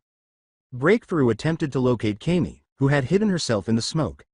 The smoky substance was then walked out by a group of Kamis, confusing Breakthrough. She attempted to strike one of the Kamis, but it was an illusion, further perplexing Breakthrough. Kami punched Breakthrough with this chance. Kami kicked Breakthrough from behind when she attempted to attack her again, but it turned out to be a phony. Breakthrough attacked a Kami clone despite just beginning to gain traction. Kami attempted to attack after the attack, but Breakthrough anticipated it and unwrapped her arm before ravaging it once more after Kami's arm had passed through it and grabbed it. Breakthrough kneed Kami in the chest while she was stuck, after punching her in the face. Ultimately, Kami was thrown back into the smoky stuff. When she returned outside, Breakthrough was already there and kicked her. This wasn't the real Kami, though, and the real one gave her a side punch. He was having trouble defeating Earthos back with Bakugo. His wrist was beginning to hurt because he was missing his hero gear, and his explosions weren't the strongest. "Are you done yet?" Earthos inquired. Bakugo stood up and wiped his face of the dirt. Not even close. Bakugo sprinted in Earthos' direction, determined not to lose to this man. Bakugo ducked and came within range of Earthos' ground shots, which were an attempt to stop him. Bakugo ducked and grabbed Earthos' arm as he attempted to punch him. Then he launched himself at Earthos, kicking him in the face while swinging on top of his arm. Then, Earthos struck Bakugo after shooting ground out of his side. Bakugo rushed back toward Earthos and delivered a side punch. He was about to detonate when Earthos intervened by once more concealing Bakugo's arm. After roundhouse kicking Earthos to get unstuck, Bakugo exploded the ground off his arm. Then he leapt, launching himself high with an explosion from his left arm. Bakugo attempted to slam Earthos' head to the ground and detonate an explosion while in the air, but Earthos covered his head once more. Bakugo managed to remove the ground, but his hand was now in excruciating pain. Bakugo then came up with a strategy. "Arg, I'm gonna need to find a way to beat this guy without explosions." Dodging his ground attacks, Bakugo hurried over to Earthos and said, "Well, maybe I can use my explosions." Bakugo leapt and placed his hands on the ground as it got close. The force of Bakugo's kick increased as he pushed himself off his hands and let out an explosion. After Bakugo charged back at him, Earthos tried to strike him by releasing ground from his arms and forming ground arms.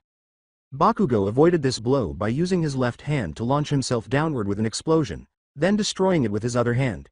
After that, Bakugo leapt and touched Urthos' head with his right hand. Before Urthos could cover his hand once more, Bakugo kicked him in the stomach and then detonated an explosion on his head. After getting back up, Urthos resumed shooting ground. Bakugo started punching Urthos after avoiding these. Let's finish this. Bakugo struck his chest with both fists, but Urthos covered them with dirt, trapping him. Idiot, Urthos uttered as he used a syringe and needle to stab Bakugo, drawing his blood. Then Bakugo prepared an explosion. It won't hurt me, I'm protected. He was confident, believing he had made a mistake, but Urthos said, "Ha, your stupid ground won't protect you from this." He was then freed and knocked unconscious by Bakugo's howitzer impact. Easy. Bakugo then experienced severe wrist pain. He went to assist Kami after hearing that she seemed to be having difficulties. When he entered the smoke-like material, he noticed that the syringe and needle were going to stab Kami. Breakthrough attempted to stab Kami, but it was a phony. Then Kami punched Breakthrough from behind. But Breakthrough got back up fast and punched Kami, causing her to fall to the ground. Despite Kami's efforts to stop her, she continued to unravel. She was about to stab Kami once more, but she stopped when she heard Urthos. "Urthos, is that you?" "Yes, honey, it is, and I already got her blood," Urthos informed him. "Why don't you and me ditch this mission?" She hasn't been able to spend time with him lately, but Breakthrough was beaming with joy. After saying, "Okay, let's do it," Urthos vanished, leaving Breakthrough perplexed. Then Kami arrived and kicked her. Bakugo kept watching her fight while laughing at how she had deceived her. Then he sighed and laughed. "Man, I love her." At the words, Kami abruptly stopped fighting. "What did you just say, Bakube?" Bakugo was taken aback by what Kami had said. He turned to face Kami, who was staring at him, and asked, "Did I just say that out loud?" "You heard that?" Kami nodded as a grin spread across her face. "I totes did, Bakube." Bakugo began to feel a little uneasy and realized he needed to shift the topic. Then he saw that the individuals they had fought were no longer there. "Hey, where did they go?" "I suppose they must have gotten away," Kami remarked, surveying the area. Bakugo sarcastically remarked, "Ah, look what you did, now they got away, illusions." Kami said, "Ah, I'm sorry, Bakube," with regret. Bakugo was irritated by her dejected expression, which he thought was very cute. It's fine, just don't do it again." Then Kami grinned because Bakugo found that remark to be surprisingly kind. However, that smile soon became a smirk. "Is it fine because you love me?" Bakugo moans. Bakugo sighed, and Kami shook her head, saying, "You're not gonna let that go, aren't ya?" "So you want to finish what we started earlier?" Kami inquired.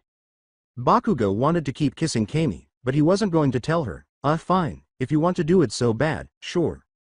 Kami rolled her eyes, seeing right through Bakugo's small gesture. After that, she put her arms around his neck and they began kissing passionately. They end up stopping after a minute, when Bakugo's hands started to hurt again. Then, holding hands, they began to walk back to Kami's house. That kiss was totes hot, Bakube. Bakugo gave a shrug. It was okay. With a sigh, Kami turned to Bakugo and grinned. He blushed a little as she put her head on his shoulder and said, "That's Bakube." Iida and Hatsume were at the hospital on Monday for Hatsume's checkup. Hatsume was 5 months pregnant, and the couple had been married for 2 years. Mei complained, Tenya, why are we here?" Iida clarified, "Well, Hatsume, we need to make sure the baby is okay. Also today we're getting another ultrasound, we're finally gonna get a good look at our baby." "Tenya, I can just create some ultrasound machine, we don't need to be here," Hatsume replied. Iida hesitantly said, "Yeah, while I'll absolutely love you, honey, your inventions sometimes have the chance to explode, so as not to offend her." Fortunately, she remained calm. "Okay, I just hope it's over soon." Iida let out a sigh, recalling the moment he learned she was expecting. They had invited Tensai over on a Monday. Mei interrupted him and Iida as they were discussing hero stuff. "Hey Tenya, I need you to come in the bathroom," Mei replied. The two Ingenium brothers were clearly perplexed. Okay honey, I'm coming." Iida and his wife entered the bathroom. "What is it, Mei?" Calmly, she said, "Well, I feel like I might be pregnant." Iida screamed, "What?" still attempting to process what she had just said. Mei said, "Oh, calm down Tenya," and she was surprisingly composed. Iida's arms were flying everywhere as he had a mental breakdown. "Calm down, we're having a baby." Hey, we don't know yet, I still haven't took the test, May replied. Iida down a little. She's right, we don't know yet, May could just be wrong, he thought. Okay, well test it. Iida turned away from May as she nodded and took out the pregnancy test. Tenya, you've seen me naked before, you don't have to look away. Iida remarked, yeah, but still, that's very impolite, and May rolled her eyes before taking the test. So, what does it say? May was staring at the pregnancy test and not listening. Then she focused again. It's positive. After 30 seconds, Iida finally spoke after being rendered speechless. Iida was chopping his arms quickly once more when he said, it's positive. May grinned. Yep, seems like I wasn't alone making babies last week. Iida reddened, but she soon resumed her panic. He was unable to stop shaking and was chopping his arms more quickly than his quirk. Eventually, he noticed that May was staring at him and that she was very calm. How aren't you freaking out, May? This is a big deal. May gave a shrug. Well, Tenya, what's there to worry about? Well, May, we're gonna have a new person in our life. What if we don't raise them well, or we neglect them and cause them trauma, or what if I'm a bad father?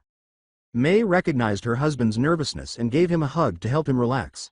Tenya, stop worrying, you're gonna be a wonderful father. You make sure everyone follows the rules and is respectful. You were born to be a dad. The kid is gonna love you like I do. May reflected on what she had said. Well, maybe not like I do if you know what I mean. After blushing, Iida considered what May had said. She's right, I will be a great dad, and panicking will only make things worse. Iida was beaming at May. You're right, May, I will raise this kid with dignity and respect. May gave a nod. Iida nodded and the two returned to the living room. Well, we better go tell your brother. Iida began chopping Tensai's arms as he gave the two a strange look. We weren't doing what you think, Tensai. For a moment, Tensai didn't believe him. Really, you guys were in there for a while. No, you see, May was taking a pregnancy test, Iida revealed to him. Tensai became very serious and his mood completely changed. Iida nodded, and Tensai was ecstatic. Was it positive? I can't believe it, I'm gonna be an uncle and you're gonna be a father. They were all hugging. Congrats, you two, I'm so happy for you guys. Current time. Fortunately, the baby is healthy, and the Hatsume checkup is nearing the end. She's going to have an ultrasound shortly. The doctor said, okay, May and Tenya, before placing the transducer on her stomach and turning on the television. Here's your baby. May and Tenya gazed at the screen. May was disappointed, but Iida was ecstatic. You know, Tenya, with my machine, we could see our baby in color. Iida let out a sigh. Come on, May, now's not the time. Look, that's our baby. This a creation we made together, isn't it amazing? May grinned as she glanced at their infant. Yeah, you're right, Tenya, it is amazing. Iida smiled after glancing at his wife. He began to cry as he turned back to the screen. That's our baby, that's who's gonna take my role, that's who's gonna be next in Genium, that's who's gonna save the world many times. Iida wiped away the tears of happiness. And I couldn't be more pleased. Then, while crying too, May took Iida's hand.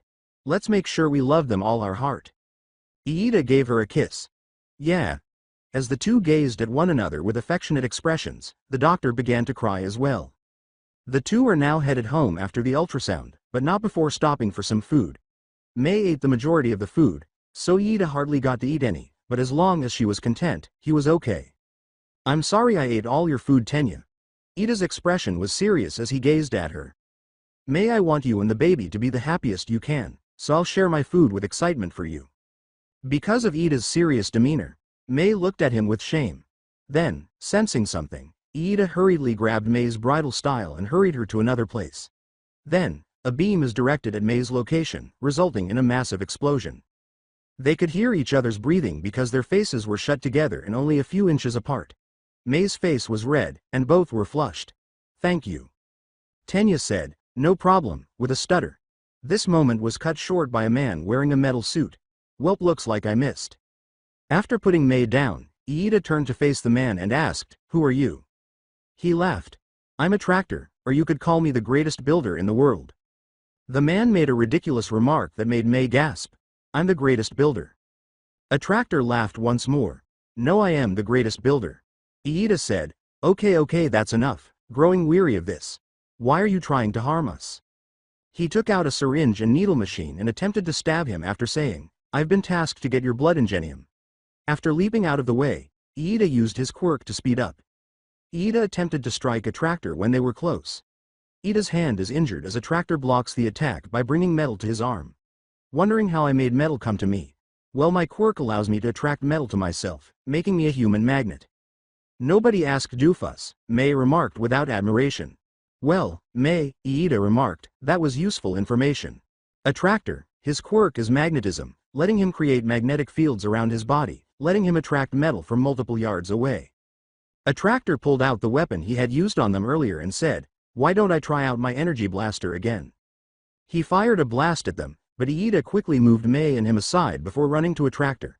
He avoided the weapon's shots and began kicking a tractor when he got close. A tractor shielded himself from Iida by bringing metal to his chest prior to being kicked. A tractor took out his needle machine and syringe and attempted to stab Iida, saying, now I have you where I want you. When Iida was upside down, he flipped back onto his hands and used his quirk to speed away. I can't do anything. Man, I wish I had my hero suit.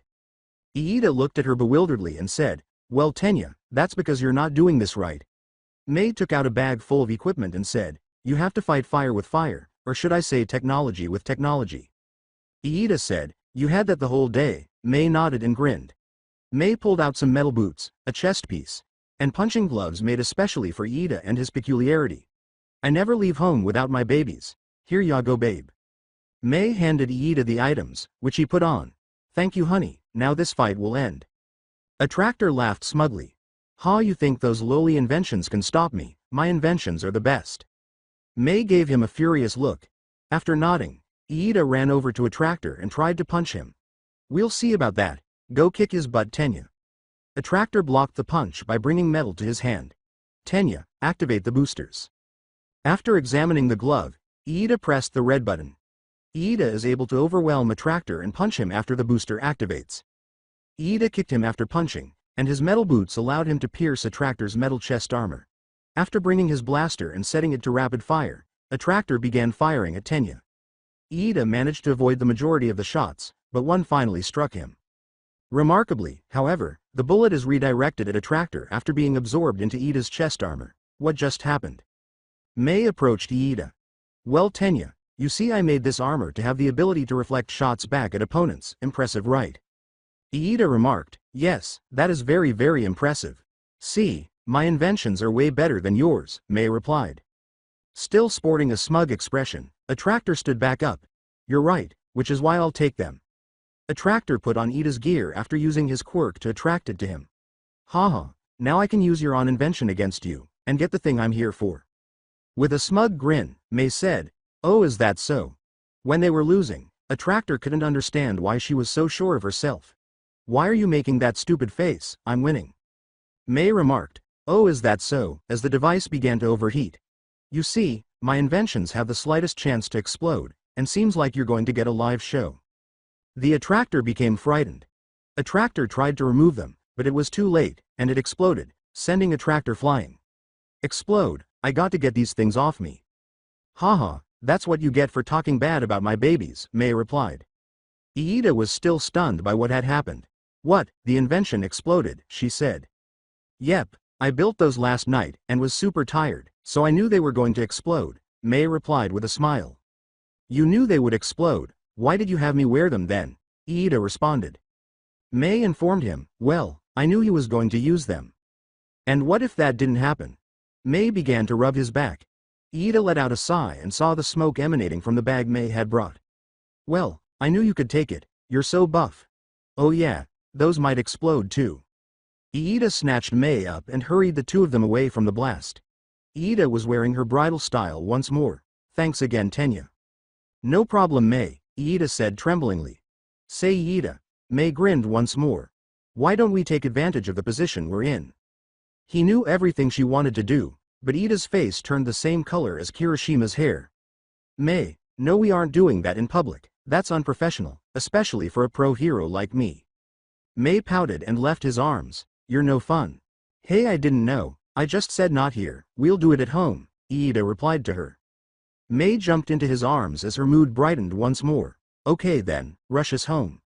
Iida informed her, May, you're pregnant, so I can't do that. May gave a shrug. Oh just go the same speed as the car, we'll be fine. Iida let out a sigh, knowing she would not give up. Okay, fine, I'll try not to go too fast. After Iida used his quirk, the two left for their homes. Tensai visited their home after they had spent some quality time together, and Iida showed him photos of the infant. Both parents were ecstatic about the impending arrival of their child. It's Tuesday, and Momo was supposed to inform Todoroki of her pregnancy today. She was quite anxious since she had no idea how he would respond. She prepared his favorite dish, soba, for supper to ensure he would be in a good mood. When Momo placed it on the table, she said, "And dinner is finished, and I'm wearing my most beautiful dress. Hopefully this helps him take the news better." Momo noticed all the pictures of two on their wall as she surveyed her home. She loved Todoroki so much that memories of their wonderful times together were flooding her mind. Then she saw a very special photo of the two of them. As a couple, it was their first photo together. Momo blushes at this and begins to think back to the day they first met. 2 years ago the day was pleasant and calm, and Momo was ecstatic. She was traveling to the home of Todoroki, a person who held great significance in her life. She developed feelings for the icy boy after UA, but she never had the opportunity to tell him. She was unaware that Todoroki harbored feelings for her as well, but they could see it because he was too preoccupied. His sister offered to give him a package, and Momo was on her way to deliver it to his home. When she knocked on the door of his house, she was taken aback by the person who answered. He looked terrible, but it was Todoroki. His legs were trembling, his nose was runny, his hair was all over the place, and he had bags under his eyes. "Hello Yaoyorozu, what brings you here?" Momo appeared so unhappy that he was too preoccupied to speak. However, she immediately refocused and responded. "Oh hello Todoroki, I'm here to give you this."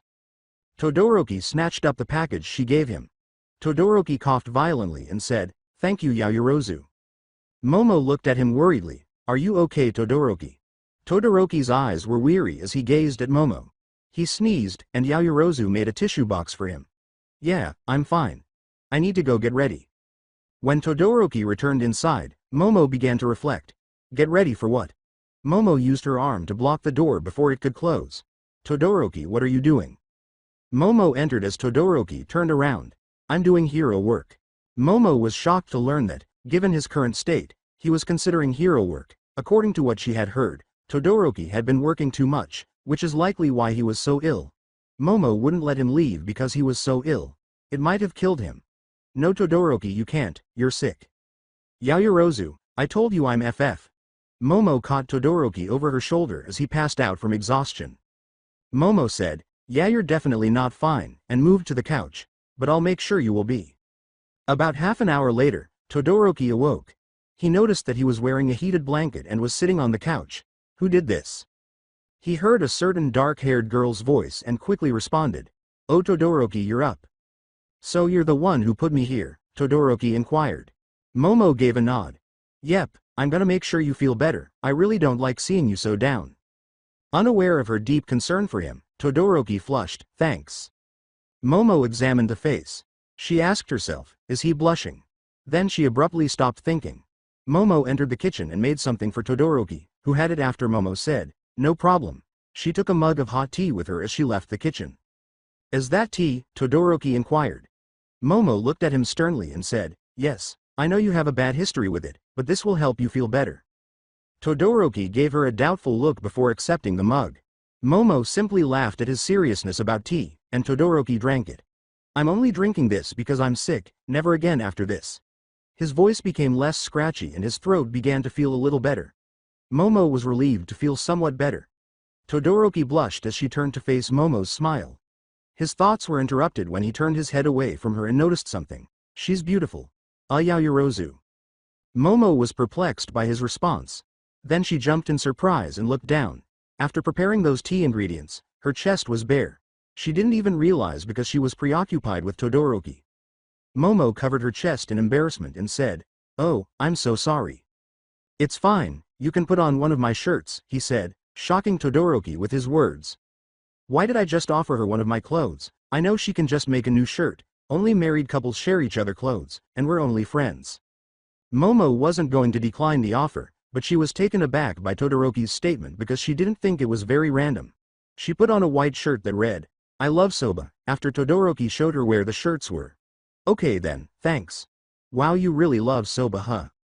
Todoroki's face flushed with shame. Out of all the shirts to see, Why did she have to see that one? Then Momo and Todoroki sat on the couch. You want to watch a movie? Todoroki gave a nod. Sure thing. The two agreed to see Beetle Man. I made this up. A superhero film. The story revolves around a young boy who has beetle abilities and battles the evil Tangerine Troll. When Beetle's backstory is revealed halfway through the film, it resembles Todoroki's in that Beetle was abused by his father. Todoroki felt depressed because this made him think of his trauma. Momo asked after noticing a shift in his mood. What's wrong, Todoroki? Todoroki kept his gaze downward. It's nothing. Momo knew he was lying, so she wasn't buying that. Todoroki, you don't have to lie, you can tell me. Once more, Todoroki was taken aback by Momo's deep concern. She wanted him to feel better after caring for him first. He reluctantly chose to tell her. Todoroki glanced at Momo and said, well, the movie reminded me of my past with my dad. He used to abuse me and my mom. I couldn't even live a normal life, or make friends, all because of his obsession. The abuse became so bad that mom was scared of me because I reminded her of him because of my fire quirk. Todoroki recalled the event in her mind. She threw a kettle at my face, which is why I have this red mark, but I don't blame her, it's not her fault. Momo hugged Todoroki because she felt terrible for him. The hug gave Todoroki a pleasant feeling and caused her to flush. Momo released the hug after 10 seconds and fixed her gaze on Todoroki. I'm so sorry, Todoroki. I can't imagine any kid going through that. Todoroki returned Momo's gaze. The two then bring their heads closer to one another and close their eyes. It's not your fault, but thanks for making me tell you. I feel a lot better. Todoroki's coughing stops the two from kissing as they're just inches apart. Sorry, I didn't cover my mouth. Momo's face was flushed. She turned away from the awkwardness and said, I should be fine. Were we about to kiss? Todoroki's mind was also a little freaked out. Was I about to kiss her? Why was gonna do that? It's like I lost control of body. Momo faced Todoroki once more. Todoroki nodded and Momo started playing the movie, saying, Say, why don't we finish it? The two kept watching together until Momo dozed off and rested on Todoroki's shoulder near the end. Initially taken aback, Todoroki quickly came to terms with it. It was oddly satisfying. She didn't sleep on his shoulder for very long because she woke up and her face turned red again at the end of the film. I'm so sorry, Todoroki. I'm supposed to be taking care of you, not the other way around. Yaoyorozu, Todoroki assured her. Momo climbed off the sofa. Momo went into the kitchen to get medicine and said, well, I still want to take care of you, so I'll get you medicine. It was now 9 p.m., and Momo had spent the entire day caring for Todoroki. She was now preparing to leave because it was getting late. Okay, Todoroki, I'm going to go home, since it's getting late, but I'll be back tomorrow. This news made Todoroki a little sad because, for some reason, he didn't want her to go. To Momo's surprise, he grabbed her hand. Yes, Todoroki.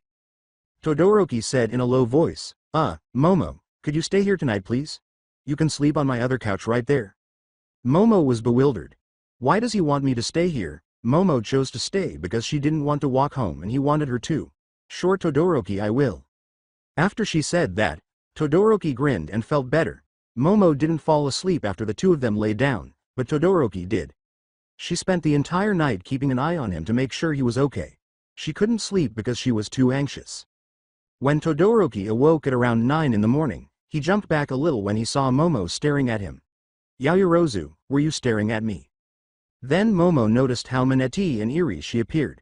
Momo relaxed a little and said, oh, it's not like that, I wasn't trying to be creepy. I just wanted to sure you were okay, so I watched in case you needed something. When Todoroki said, but you have to get sleep too, Yaoyorozu. Momo gave a headshake. No, Todoroki, your health is more important than mine right now. Todoroki feels strange once more. He finds it hard to believe she would do that for him. Todoroki looked at Yaoyorozu, who was blushing and grinning at him, and asked, do I have feelings, Yaoyorozu? Is that why I've been acting so weirdly? Todoroki knew he had to take action and gave Momo a kiss, saying, I do like, she cared so much for me and I didn't even want her to leave. The kiss startled Momo, but she eventually melted into it. Momo's face remained shocked, but on the inside, she was jubilant as the two kissed for 30 seconds before separating. I'm sorry, Yaoyorozu, for kissing you. I just couldn't stop myself, I really like you. Momo's startled expression soon changed to one of joy. Momo interrupted herself to ask, did he just say he liked me? It's okay, Todoroki. I like you too. Todoroki was shocked by her words. Really, you like me? Momo took a seat on the couch beside him. Yes, Todoroki, I've liked you since UA. Todoroki gave her a look. Then Todoroki realized his error. I think I did too, I was just too distracted. I'm sorry Yaoyorozu, I kissed you while I was sick, now you'll probably get sick too. Momo grinned. The two then shared another kiss, this time initiated by Momo, and concluded, it was worth it. However, it ended rather abruptly as Momo dozed off. Todoroki grinned as he covered her, good night Momo. Today. Momo was beaming broadly as she reminisced about that period of her life. She had one of her best days ever. She was glad he was in her life and loved him very much. Someone opening the door interrupted these joyful thoughts, and they turned to see who it was. It was time, and the individual was Todoroki. When Todoroki got home, Momo became anxious due to the necessity of the situation. Hello Momo, I'm home. Momo approached Todoroki and gave him a hug. Hello dear, missed you. Todoroki grinned before noticing what she was wearing. Why are dressed like that? The words, oh well I thought you like it, came out of Momo's nervous mouth. Although initially dubious, Todoroki accepted her justification. Well thanks, I do, you look beautiful. Momo reddened. He's so kind. Todoroki entered the dining room and observed the meal she had made. Momo nodded, and Todoroki grinned, is that soba? Well I can't wait to eat it. They both took a seat and began to eat. Momo remained extremely tense. Momo was afraid he would react the same way he did close to their wedding, so she said, oh, I really hope he reacts well. Because Todoroki was afraid he would become like his father and mistreat Momo, they nearly didn't get married. It's ironic that Endeavor was the one who helped him realize that he was no longer the same person. Todoroki observed Momo's level of anxiety. Momo, you okay? Momo looked at Todoroki after waking up from her reverie. Well I just have some butterflies in my stomach. Todoroki gave her a perplexed look. Why would you eat butterflies? Momo laughed. No sweetie, that's an idiom, it means I'm nervous. Todoroki said, oh I see, and then he became aware of something. Wait, why are you nervous? Momo asked her why she was nervous even though he thought the idiom thing would divert her attention. This is what a supportive husband would ask, so she couldn't blame him. She was aware of what needed to be done. Okay Todoroki, I have some big news I've been hiding from you. Todoroki looked at her bewilderedly. You've been keeping something from me. Well only because I didn't know how you'd react. Todoroki gasped as a thought suddenly entered his head. Did you have a secret love child with Midoriya? At his question, Momo's eyes widened and became panicked. No definitely not. Todoroki began to reconsider. I think I know what this is. Please don't ask if I had a secret love child with Iida. Todoroki gave a headshake. No, that's ridiculous. I have another guess at what it might be. The anxiety caused Momo to start perspiring. What is it? It didn't help that Todoroki looked at her gravely. It's the tea you've been hiding. Momo, it's fine, I'm over that now. Momo let out a sigh. It's not that, you see. Momo was so anxious that she thought she might faint. She inhaled deeply before telling him. I have a bun in the oven. The bewildered look returned to Todoroki's face. Well you better get it out soon, we don't want it to burn. Momo let out another sigh. Shoto, I'm pregnant. When Todoroki heard the news, he froze immediately, as if his own quirk had struck him. For 40 seconds, he remained in this state before he began speaking. You're pregnant. Momo gave a nod. Yep, I'm pregnant. The expression on Todoroki's face remained frozen. So we're having our own secret love child. Not really, we're not keeping this a secret, Momo informed him. But I thought we used. Momo cut him off. Nope, we ran out that night, remember? Todoroki paused once more, and Momo chose to pick up the conversation 5 minutes later. So Shoto, are you excited? Todoroki looked down and got to his feet. I need to go outside, for some fresh air. Momo gave him a worried look. He did the exact same thing close to the wedding day, so Momo knew that wasn't the true reason he wanted to go out. Okay Shoto. Todoroki stepped out into their expansive backyard. He was thinking about the pregnancy as he walked. She's pregnant, this can't be true, I'm gonna have a kid. I can't have one, what if I end up like? Todoroki let out a sigh. No, don't make that mistake again, we've been through this already, you're past that. That mistake almost costed you Momo, don't make it again. Todoroki then felt a bullet being fired at him and protected himself by forming ice around his right shoulder. Picking it up, he recognized what it was. A man in a black supersuit emerged from his hiding place and said, Who shot this at me? Who did it? Who the heck are you? Todoroki rolled his eyes at the awfulness of his name and said, "I'm Gunshot." Todoroki inquired, "Why are you here?" Gunshot informed him, "I've been tasked to acquire your blood, Todoroki." Gunshot arms begin to change, exposing guns within, and begin firing at Todoroki. "And that's what I'm gonna do." Todoroki shielded himself from the bullets by forming a small ice barrier. Gunshot broke the ice barrier by increasing his firing power, but he overheated. Looks like I'm gonna have to increase the power. However, Todoroki had moved away from that location and entered, punching Gunshot while ice-powered. Gunshot benefited from this since it cooled his weapons. He opened fire once more, but Todoroki blocked the shots with an ice ramp, giving him the upper hand. Confounding Todoroki, Gunshot took some more potent bullets from his pocket and began munching on them. Then he began firing once more, his shots powerful enough to penetrate the ice ramp and resembling those of a shotgun. Todoroki dodged the shots, leapt off the ice ramp, and hit Gunshot with ice he threw from his right side. "What kind of quirk do you have?" "My quirk is gun." Gunshot, quirk is gun, lets him transform his arms into different kinds of guns, but he might overheat and he has to eat bullets. A sniper in his arm was then exposed by a gunshot. "Got you right where I want you." As soon as Todoroki saw the sniper, he immediately formed a half-mile-long ice barrier. Even so, the bullet managed to pass through it, narrowly missing Todoroki. 3 more shots were fired, and Todoroki ducked under the last one, moved to the left to avoid the first, and leaned to the right to avoid the second. After ducking, Todoroki ran in Gunshot's direction, forming ice pillars on his right side. When he was close, he swung his right arm, hitting Gunshot with a large ice pillar. Gunshot began firing at Todoroki after converting his sniper to a shotgun. Todoroki sidestepped these blows and used ice power to amplify his right fist. He rushed at Gunshot and gave him 4 punches before uppercutting him. Then Todoroki approached Gunshot and used his left hand to grab him. "Okay, I'm gonna let you off with a warning, to teach you to never come here again." The thought of the agony he was about to experience made Gunshot utterly terrified. Fire began to appear on Todoroki's left side as he prepared his flames. Todoroki, however, began to recall something abruptly. He began to imagine that Endeavor had abused him, and the fear that his fire quirk would make him into that abuser reappeared. The Todoroki flames vanished in an instant, and he was unable to rekindle them. "No, please no, not again. Todoroki, you're not him, you're..." Todoroki felt a sharp pain in his arm. He had been shot. After that, the Gunshot approached Todoroki, stabbed his arm, and took his blood. Gunshot gestured to Todoroki and said, "This was easier than I thought. Why don't I give you a warning of my own?" The Gunshot was about to shoot Todoroki when a hammer struck him in the face. "Get away from my husband." Todoroki snapped out of it, looked up, and saw Momo. Momo grinned as she assisted Todoroki in standing up. "What are you doing out here?" "Well, you just walked out, and was worried about you, but I didn't think there'd be a villain out here." "Well, thank you," replying Todoroki. When Momo looked at Todoroki, she saw that he was severely frostbitten. "Oh Shoto, your body, why aren't you using your fire quirk?" Todoroki averted his gaze. "I don't want to talk about it." Momo gave him a worried look, hoping it wasn't the same problem that had arisen close to their wedding. After saying, "Well, let me help you, okay?" Momo made a heater to warm Todoroki. Todoroki said, "Thank you, now go back inside." Momo said to him, "No Shoto, I want to help, but Momo, you're pregnant."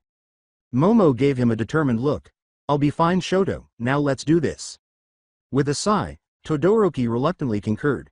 Momo made the 2 shields and said, "Okay then." The 2 run toward Gunshot after Todoroki made sharp ice to use as a weapon. "Thanks Momo, now let's defeat this guy." Rapid gunfire began to erupt at the 2. Momo struck him with her hammer after they both used their shields to deflect the shots. Then Todoroki began slashing at Gunshot. He was blasted back by a gunshot, but Todoroki managed to escape damage by forming ice to deflect the blow. After that, the Gunshot ran to Momo and tried to shoot her. Momo attempted to swing her hammer at him while blocking with her shield. Her hammer was shot away and blocked by a gunshot. Then Momo struck Gunshot in the head with her hammer, using it aggressively. Gunshot bounced back from the blow fast and also blasted her shield away. He removed her shield and readied himself to shoot her. "Leave her alone." Gunshot is abruptly struck by a large ice pillar. Momo blushed when she opened her eyes and saw how heroic Todoroki appeared. "Thank you Shoto." Todoroki turned to face her. Momo blushed even more when she heard the words, "No problem Momo, remember I'll always protect you." I know how to defeat this guy, but I'll need your help. Momo stood up after nodding. Okay, what can I do? Todoroki said, I need you to divert his attention for a little while. Sounds easy, I'll do it, added Momo. Making a boomerang, she hurled it at Gunshot. He ducked under it and opened fire. Momo made a massive shield to keep her safe. The shield broke and the gunshot began to shoot even more quickly and powerfully, but he ultimately overheated. When her boomerang flew back to her, Momo sprinted up to him and grabbed it. He grabbed her boomerang and began to strike him, knocking him to the ground. Momo nodded and moved aside, saying, Okay Momo, that's good, now run out of the way. Then, charging at Gunshot, Todoroki unleashed one of his strongest maneuvers, the heaven-piercing ice wall, which was roughly 3 miles long and wide. The villain was completely covered in ice, and Todoroki's right side was frostbitten. Momo approached Todoroki. After observing the extent of his frostbite, she made a flamethrower to warm him up. That was great Shoto. Todoroki noticed that Gunshot had managed to get away as he gazed at the massive ice glacier he had formed. What the? Momo saw, too. How did he escape? Todoroki became angry but Momo calmed him down. The fear returned when he began to consider how he would be a father once more. So Shoto, why didn't you use your fire? Todoroki simply ignored her and turned to leave. But Momo persisted in her inquiries because she needed to know in order to assist him. Todoroki asked repeatedly before losing his temper. Momo's face darkened as Todoroki realized what he had just done. I said I didn't want to talk about it. I'm sorry, I didn't mean to respond like that, I just have to lay down. Momo, who is already aware of her husband's shortcomings, watches him depart in silence with sadness. Unfortunately, her fear was realized. At the moment, Sue and Tokiyami were at Sue's mother's to drop off their children for their date. The couple has been married for 7 years and has been together for nearly 9. Yami and Choji are their 2 children. Yami, who is 6 years old and bears her father's bird head, is their eldest child. She can change into shadows thanks to her quirk, Shadow. Like her father, she is very quiet. Their 4-year-old son, Choji, resembles his mother. He can camouflage and stick to walls thanks to his chameleon quirk, which gives him a long tongue. In order to finally spend some time together, Tokiyami and Sue are dropping off their children. They needed a vacation because they haven't spent time alone together since Choji was born. They left their children with Sue's mother and went to spend some time together. Collectively. So Fumikage, what are we gonna do first? Sue inquired. Tokiyami began to reflect. I totally know what we're doing. You have no idea, huh? Tokiyami gave a headshake. Nope, I don't, but as long as I'm with you, I'll have a great time. Sue gave him a look. Cheesy, but still sweet. Then Dark Shadow emerged from Tokiyami's body, and don't forget about me guys. Tokiyami gave an eye roll. Go back Dark Shadow. Don't you guys want me here with you? Sue responded, no, not really. Sue is right Dark Shadow, we just want some time alone okay, nothing personal, Tokiyami stated to it. Dark Shadow sulked. Fine I'll go. You guys probably don't want me here so you two could kiss, but how is that even possible? You don't have lips Tokiyami. With the words, alright, now go, Dark Shadow returned to Tokiyami. So Asui, where should we go first? Sue gave Tokiyami a fierce look. Call me Sue. Tokiyami became aware of his error. Oops sorry Sue, we've been married for 7 years and I still get that wrong. Sue placed a finger on her chin after grinning. I guess we could to park first, Ribbit. With a nod, Tokiyami led the two to the closest park. The two first went for a romantic walk along the park's path. Holding hands, they strolled past the lake while observing the fish. The two sat down on a bench after their stroll together, which evoked some memories. Sue caught Tokiyami's eye. Hey Sue, you know this reminds me of. Sue turned to face him. What Fumikage? Tokiyami told her about. That walk we had together back when we were teens. As she began to consider it, Sue placed a finger on her chin. Oh yeah. 9 years ago Sue was leaving the bakery and heading home. She visited in order to indulge in some delectable cupcakes. She ran into one of her youth friends as she was leaving the bakery. Hi, as Tokiyami is known. Hey Tokiyami. Tokiyami gave her a startled look. Oh hello Asui. Sue pouted fiercely. Hey call me Sue. Tokiyami said, I'm sorry Sue. Hey where are you going? Sue informed him, well, Ribbit, I'm on my way home. Oh I see, said Tokiyami. Well if you want me to walk you home, I can. With a perplexed expression, Sue placed a hand on her chin. Given how far away his destination was from hers, she couldn't understand why he would want to walk her home. Are you sure, Tokiyami? Tokiyami gave a nod. Yeah. Sue changed her mind. She couldn't refuse him because she had recently developed a slight crush on him. Okay then, let's go ribbit. Dark shadow emerged from Tokiyami as the two started to walk. Are you blushing? Tokiyami's blush widened. No, why are you out here? How are you even blushing, you have a bird head. Tokiyami said. Shut it Dark Shadow, and go, and Dark Shadow sadly left. Then, with a sigh, Tokiyami hoped Sue wouldn't hear what had just happened. Regretfully, she heard the conversation and blushed a little. Maybe Tokiyami likes me after all. They stopped briefly on a bench in a park on their way to Sue's house. Tokiyami blushed once more when Sue put her head on his shoulder, and Dark Shadow teased him a little. It began to rain, interrupting this moment. Is it raining? Sue's face lit up with happiness. She cherished the rain. She rose from the bench and began to play in the rain, using her tongue to taste the drops. Tokiyami gave Sue a smile. She looked so sweet and adorable. Tokiyami, come on. Tokiyami was hesitant because he didn't particularly enjoy being in the rain. However, he needed to do certain things that Sue enjoyed if he wanted her to like him. As a result, he went with Sue in the rain and they had a pleasant time. After 15 minutes or so, the two made the decision to return to Sue's house. They were awkwardly silent and nothing much happened between them. However, it took them roughly 10 minutes to reach Sue. Welp, we're here, Sue. Sue grinned. Sue went over to the front door and said, Yep, see you later, Tokiyami. With a deep sigh, Tokiyami released Dark Shadow. What, are you disappointed she didn't kiss you? Huh, no way Dark Shadow, shut up. Before reaching the front door, Sue turned to face Tokiyami and Dark Shadow, who were arguing, and then he ran back in their direction. After what Sue had just done to him, Tokiyami ceased speaking, saying, Dark Shadow, please stop saying ridiculous tea. She gave Tokiyami a cheek kiss. Thank you, Tokiyami. Tokiyami was still frozen and flushed when Sue entered her home. Aw, isn't that cute, but again, how are you blushing? Tokiyami's frozen state was broken. Just be quiet and let's go. Current time. Sue leaned on his shoulder and remarked, You were really bad at keeping your feelings hidden. Tokiyami scratched his neck uneasily. Yeah, but that was mostly Dark Shadow's fault.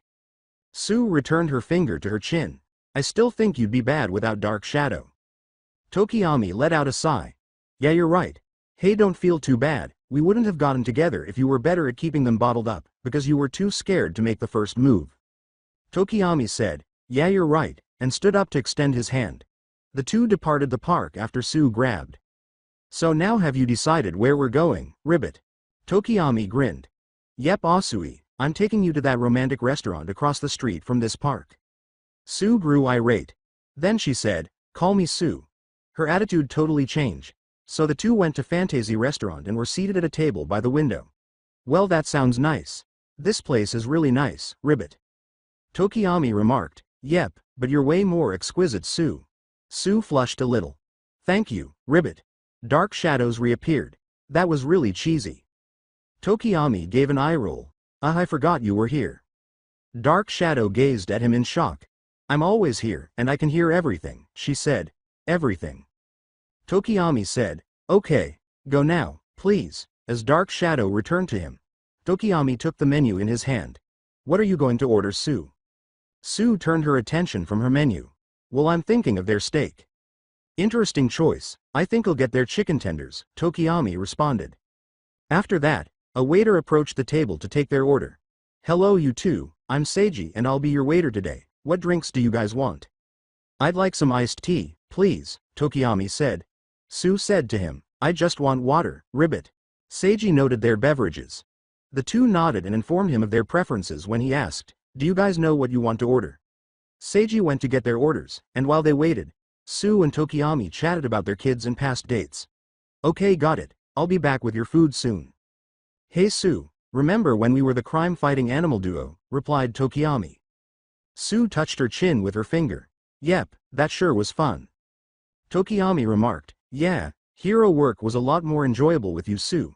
Too bad we can't really do anymore. Sue touched his hand. Yeah, me too. The food for the two was brought by the waiter. Here you go. The food was placed on the table by him. Thank you. Seiji said, "No problem, call me if you need anything," and turned to leave. When they started eating, the food lived up to their expectations. These are really good, how your food, Sue?" Sue grinned. Tokiyami nodded and Sue took one of his tenders, saying, "Great too, Ribbit. Can I have one of your tenders?" "Thank you, this is good." "No problem, Sue," acknowledged Tokiyami. After finishing their meal, Sue and Tokiyami left to continue their date. "What are we doing now, Ribbit?" They were slightly knocked back when a large, buff man suddenly landed in front of them. This man was wearing a dark brown suit and a bear-like mask. He had bear claws, too. Tokiyami said, "Ow, what the heck was that?" as he rose from the floor. Sue placed a hand on the person's chin while glancing at her. "Looks like some kind of bear, Ribbit." "Yes, me bear claw." Bear claw, quirk bear. This quirk gives him the strength of a bear, and sharp devastating claws. This guy definitely isn't the one to give a bear hug. Tokiyami said, "What do you want from us?" He said, "Me need your two blood," with rage. "Kinda annoying that you don't talk correctly, Ribbit." "Yeah, and we aren't giving you our blood," expressed Tokiyami. Bear Claw became enraged by this and tried to cut the two. Sue leapt back, spit out her tongue, and grabbed Tokiyami, allowing him to escape the assault. "Thank you, Sue." When Sue said, "No problem, Ribbit, okay Dark Shadow, I need you." The Dark Shadow emerged from Tokiyami. "What, I thought you didn't want me on this date." "Well, we're in danger right now," Tokiyami stated. "Oh, so now you need me, because you're in danger, huh?" Tokiyami gave an eye roll. Not now, please just attack that guy." "Okay, I'm on it," Dark Shadow said as he rushed Bear Claw and began to cut him. These attacks are ineffective, and Bear Claw punched it back. Then Bear Claw sprinted in Tokiyami's direction, ready to strike. Dark Shadow, Black Fallen Angel now. Dark Shadow sped toward Tokiyami, encircled him with its arms, and lifted him into the air. Tokiyami unwrapped his arms from Dark Shadow and said, "Now attack him from above." Sue used her tongue to keep him from falling. Bear Claw took damage when Dark Shadow dove down and attacked him from above. Dark Shadow was caught by Bear Claw, who then slammed him to the ground. "Okay Sue, drop me." Sue said, "Sure thing," and took her tongue away from him. Tokiyami began to collapse. After listening to Tokiyami's advice, Dark Shadow landed on Bear Claw. "Dark Shadow, wrap yourself around my legs." Tokiyami landed on him, jumped off, and Dark Shadow assisted him in sticking the landing. Tokiyami gave Dark Shadow armor, saying, "Okay Dark Shadow, it's time for Black Abyss." Bear Claw was getting ready to block Tokiyami as he ran in his direction. Sue launched her tongue, wrapped it around Bear Claw's right arm, and yanked him slightly away, causing him to lose his balance and become exposed. Tokiyami was able to strike him 3 times because he was weak. After regaining his balance, Bear Claw slammed his hands down. Sue kicked Tokiyami from behind to halt his attack after he blocked. Bear Claw tried to cut him from the left, but Sue pulled him away and stuck her tongue out to his back, allowing Tokiyami to punch him in the face and knock him back. Sue used her tongue to trip Bear Claw as he charged at Tokiyami. Tokiyami took advantage of this to give him a backhand. "Okay Sue, now it's time for the Suyami Tsunami throw." Sue nodded before leaping into the air and encircling Tokiyami with her tongue. She used her tongue to launch him into the air, spinning him around. He ceased spinning as he approached Bear Claw, ready to strike him from above. Bear Claw was slashed from above by Dark Shadow's growing, wave-like claws, which then slammed his head into the ground. Bear Claw said, "Me in trouble, me get out of here," and vanished after using the escape mechanism. Dark Shadow was unequipped by Tokiyami. Looks like he escaped." After saying, "Yeah but we still beat him, Ribbit," Sue placed a finger to her head. "But still, why did he want our blood?" "I don't know," replied Tokiyami. "But still I'm glad Animal Duo could come back, we did great together." Dark Shadow remarked, "Hey guys, what about me? I mean, I did most of the work." Ignoring him, the two began kissing. They ignored Dark Shadow and kept kissing, saying, "Hey, ew stopped, that's disgusting and realistically impossible. Ew I'm going away, my poor eyes." Tokiyami and Sue stopped kissing, and Dark Shadow left. "Hey Sue, your plan worked." Sue remarked, "Told you Fumikage." The two went to continue their date and engaged in a number of activities together after saying, "Now let's continue our date, Ribbit." They are currently sharing a bed at a hotel. "That sure was fun, Ribbit." Tokiyami grinned. "Yeah I had a great time. But I wish we could do this more often though, Sue remarked pitifully. Yeah, replied Tokiyami. But I'm fine with how things are. I love our kids and raising them with you. Sue grinned. Yeah, you're right, and I'm sure we'll spend more time alone together, like today. Tokiyami grinned before becoming a little anxious. Sue. Sue couldn't figure out why he suddenly felt so uncomfortable. Yes, Fumikage. Tokiyami scratched his neck uneasily. Sue, do you want to Fumikage, we've done it like over 300 times, no need to be awkward, ribbit, Sue replied. And of course, seems like the perfect way to end our time together. Tokiyami grinned as they engaged in a unique activity to cap off the evening. On this Thursday, Mina is en route to Yuga Aoyama's workplace, where she has a friend. After graduating from UA, he became the sidekick of the stealth hero Invisible Girl a year ago. Aoyama creates stunning clothing for his clothing company Twinkle when he isn't working as a hero. Mina planned to pay him a visit in order to catch up and extend an invitation to the wedding. When she got to his office, his assistant greeted her. Hello. Why are you here? Do you know our boss? She inquired. Mina informed her, yeah, I'm Mina Ishido, a friend of his from UA. When Aoyama said, that is correct madam, two people were shocked. She nodded, and the two began to depart. Ready to go Mina? I'll be back later, keep on twinkling. The two visit a cafe and take a table outside. Well bonjour Mina, comment Vastu? Aoyama, Mina informed him, I'm doing really well. How are things with Toru, you like being a sidekick? Well, it's kinda hard being a sidekick, because of my sparkle, Aoyama replied. But I try to keep my twinkle to minimum so the spotlight will be her, but they just can't keep on it on moi.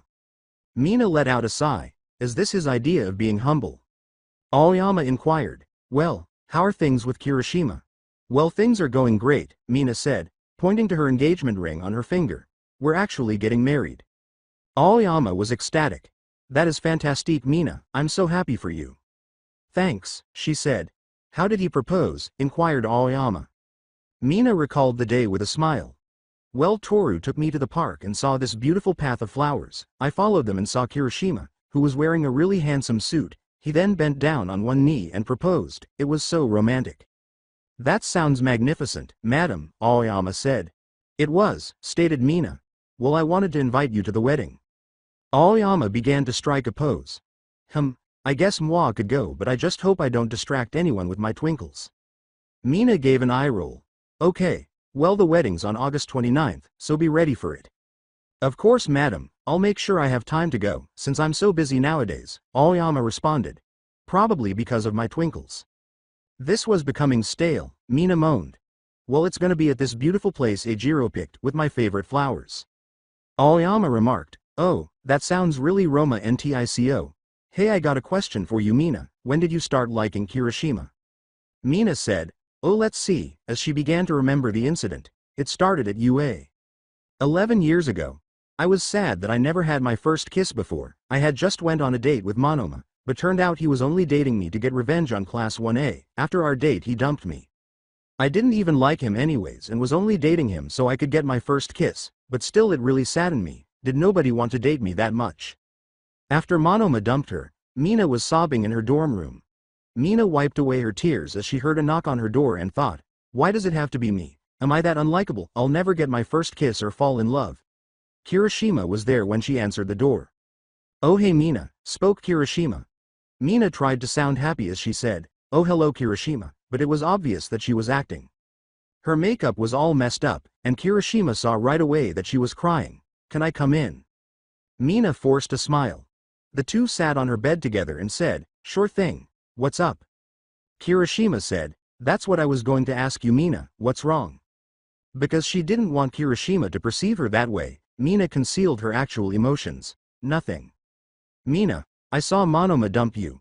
Mina's face immediately became dejected. You did? Yeah Mina I did.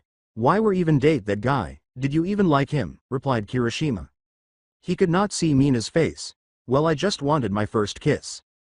Yeah, but don't you want your first kiss to be with someone special? Replied Kirishima. I guess so, said Mina in a low voice. Then Kirishima had a thought. Hey Mina, why don't we kiss? Mina felt a wave of shock. As kiss, but we're just horn buddies. Kirishima gave a nod. Yeah, but just to get it over with, just come simple quick kiss. I haven't had a first kiss either. Mina was initially hesitant to kiss her best friend, but she finally consented since it would only be a single kiss. Okay, sure, let's do this. Kirishima gave a nod. Ready when you are. Mina said to him, I'm ready. They both pucker their lips and close their eyes as they begin to bridge the distance. The two can hear each other's breaths once they're just inches apart, and eventually their lips meet. However, Mina and Kirishima don't just kiss, they do so for a long time and are unable to separate. Kirishima found comfort in her soft pink lips, and surprisingly, so did he. Mina put her arms around his neck halfway through, and he put his around her hip. After 2 minutes, Mina finally broke the kiss because she needed to catch her breath, but she wanted it to last forever. Kirishima's face was the same color as his hair, and Mina's face was even more pink than normal. Well, that was interesting. Kirishima bobbed uneasily. Yep, did you enjoy it? One of the best times of Mina's life. She blushed even more, but she wasn't sure if Kirishima felt the same way. Well, it was okay. The response made Kirishima a little sad because he was going to ask her if they could start dating, but there would be no use if she just thought it was okay and didn't feel the same way. Well, I better get to my room before anyone finds out I'm in here. Mina nodded clumsily. Kirishima stood up and moved to the door, saying, yeah, totally. Good night, Kirishima. Kirishima turned around and reddened once more. Kirishima, she's gorgeous, began to think. Kirishima then replied with a smile, I'm not gonna give up on her, never, it's not the manly thing to do. Good night, Mina. Mina felt fuzzy when he smiled. She lay down and said, I can't believe it, I have a crush on Kirishima. Oh, I wish we could have that kiss again, it was incredible. Mina's dorm was still next to Kirishima. Don't worry, Mina, I will earn your heart. Right now. Aoyama's eyes were sparkling after Mina finished her story. That was so romantic. Mina reddened. Yep, one of the best moments ever. Aoyama said, well, madam, have you chosen your dress yet? Not yet, I was gonna do it a bit later, Mina informed him. Aoyama remarked, why wait, you should look now, I have some incroyable dresses from my business you can try on. Mina decided to see his options even though she wasn't sure and wanted to go dress shopping with the girls later. Sure thing, let's go. She was first made to wear a blue, glittery dress by him. Do you like it, madam? Mina became a little anxious after looking at it. It's a bit sparkly. Aoyama said, that's what makes it fantastic, Mina, you look amazing. Yeah, I guess, but I'll try a different option, Mina replied. Twinkling is your thing. Aoyama held a pose. That's right. After Mina removed the dress in the dressing room, the two left and were greeted by a man who appeared to be a samurai. Who the heck are you? Mina said. He leaned over. I am Draco, I will make sure I take your blood with dignity and respect. Mina recoiled in surprise. Take our blood. Draco gave a nod. Indeed, but don't worry, it will be painful. Mina remarked, how would that us not worry? Yuga's super suit appeared out of nowhere. Well, madam, let's defeat this guy. Mina yelled. How the hell did you change into your costume? Well, you're right, we can defeat this guy. Oh well, this option will be much more painful, Draco replied. Then a massive ray of fire erupted from Draco's mouth. When Aoyama said, wow, that is a lot of foo, Mina began to tremble. The two of them escaped the assault by saying, we gotta get out the way. What kind quirk is that? Draco, quirk dragon. This lets the person have the qualities of a dragon, giving them fire breath and scales. Mina got on her hands and pushed herself away as another ray of fire approached. When Mina threw acid at Draco, it didn't have much of an impact. Hey buddy, why don't take this? Then he fired at Mina once more. The fire was put out when Aoyama leapt in and shot out a beam, saying, don't worry Mina, I'll save you my twinkling beam. Thanks Aoyama, Mina explained. Aoyama had his stomach in his hands. No problem, but it really hurt moi tum tum. After one blast, Mina was shocked to find that his stomach ached. Really, after using your quirk one time? Still in agony, Aoyama remarked, well, moi had all that junk food earlier. Mina informed him, all you had was one piece of chocolate, well, I'll take him on myself. Mina rushed to Draco and escaped one of his blows upon arriving. Mina dodged, then burned her hand and punched Draco in the chest. Draco knocked Mina down with a punch to the chest as he shook off the pain. Draco clarified, you can't touch me, my scales are heated and burn people. With his arm raised in an attacking stance, Draco charged, saying, I told you this was painful. Mina makes an outward backflip. Aoyama, use your beam. Okay. Just hope my tum-tum will feel better, Aoyama said, aiming another beam at Draco, who was struck once more. Draco stood back up and resumed shooting. Mina prepared to strike Draco. Mina ruined her shoes by releasing acid from her feet, which caused her to slide in Draco's direction. I'm so sorry, shoes. She tried to kick him while avoiding the flames. Draco's needle stabs her while she is in the air after she injures her feet. She is then thrown back after taking a punch to the stomach. Aoyama's expression turned astonished. You okay, madam? Mina stood up. Then Mina thought, yeah, we just need a way to be able to hit him. That's it, I got it. Mina formed acid around her fists, which solidified and protected them. Then she moved her feet in the same manner. Now I can kick your butt. Draco used fire blasts to try to stop Mina as she ran in his direction. Mina quickly avoided the flames and punched him 3 times when she was close. She produced acid around her knee after punching him, and her knee pricked his stomach. Draco was knee-jointed and ready to unleash another blast. However, Aoyama stopped him with a gleaming beam. Then, as Draco lost his balance, Mina kicked him. Draco said, I got what I needed, no need for extra violence, and stood up. He then used the escape device Counter had used, saying, goodbye, kill you two later, have a good day. It was the same gadget, Mina realized. That guy is working with the man who hurt my Ejiro. What are they planning, and why do they want our blood? Ojiro and Toru are taking their children to school. The couple has been married for 7 years and has been together for 10.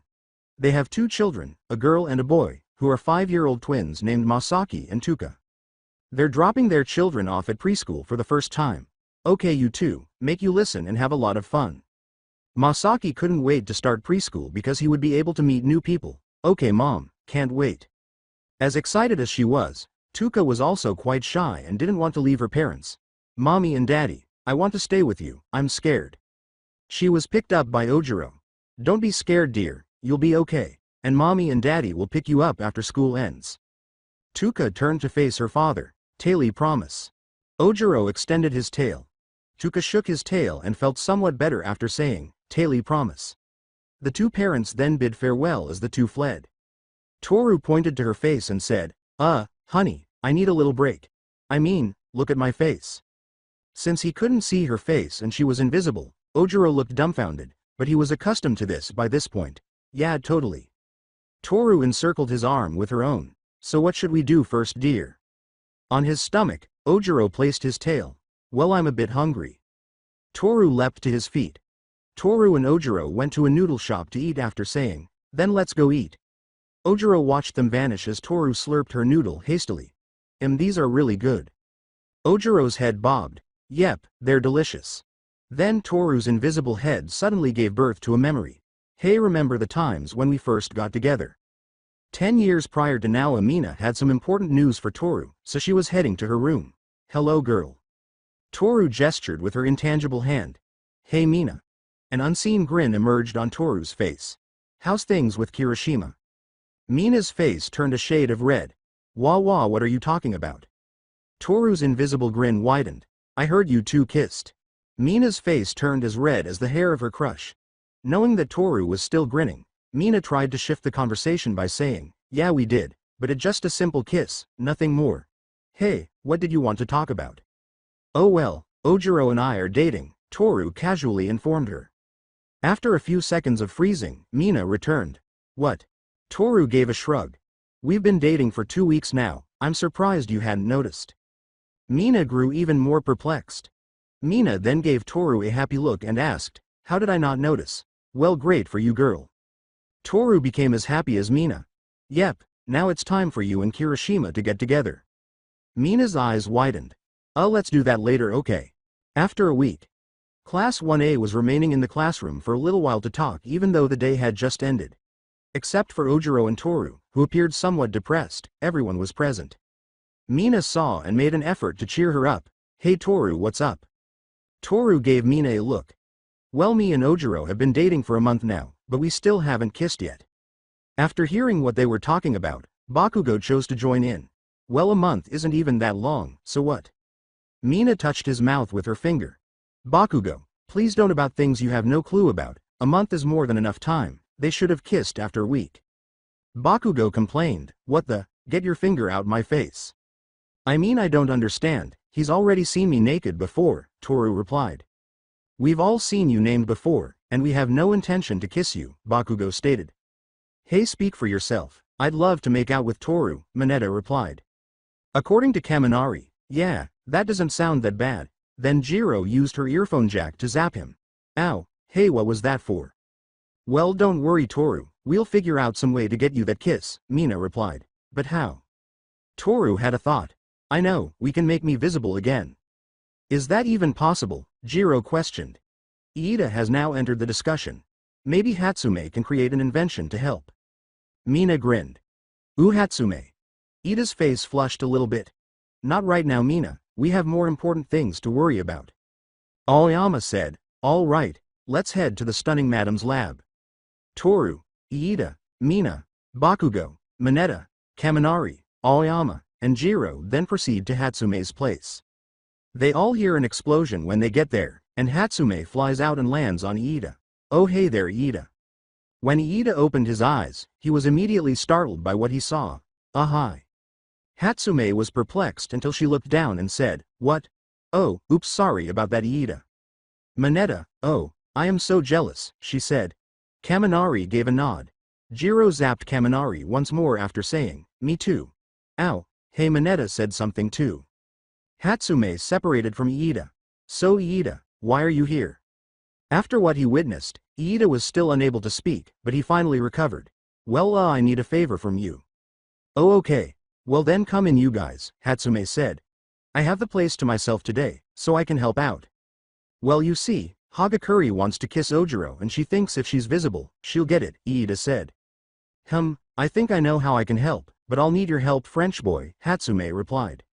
Aoyama remarked, Moi is happy to help madam, just hope it doesn't hurt my tummy. After half an hour, Hatsume completed the device that would assist Toru with Aoyama. She was wearing a strange-looking helmet and a black suit with a large circle on the back. Okay, I'm done. Okay Hagakure, put this on and I'll tell you how it works after. Toru gave a nod. Okay will do. When Mineta said, and you can get dressed in here if you want. Mina gave an eye roll. Yeah, she doesn't want to. Worth a shot, Mineta's voice was sorrowful. Toru changed into the clothes Hatsume had made. It's a little tight. The expressions on Mineta's and Kaminari's faces were foolish. Fine with me. Jiro gave Kaminari a third zap, saying, yeah, same. Ow, why do you keep on doing that? Bakugo let out a moan. Do you really not know? So how does it work Hatsume? Toru inquired. Well Hagakure, your quirk has a lot to do with light manipulation, so if we use refracting light to reveal you, Hatsume clarified. This suit and helmet is able to store light and produce it over your body. Jiro said, but how do we power it up? Hatsume stated, that's where French boy comes in, with his naval laser, he can power up the suit. Toru was giddy with anticipation. Okay then Aoyama, help me out. Aoyama gave a nod. You got it, I'll dazzle you. Fire it in that circle, it's a light and energy absorber. Hatsume activated the suit, Aoyama aimed a beam at the energy absorber, and Toru began to emerge. How'd I look? Mineta's expression was unimpressed. Well, that's a disappointment. Mina gave him a fierce look. Don't listen to him Toru, you look so pretty. Toru grinned. Thank you Mina, I just hope Ojiro likes it.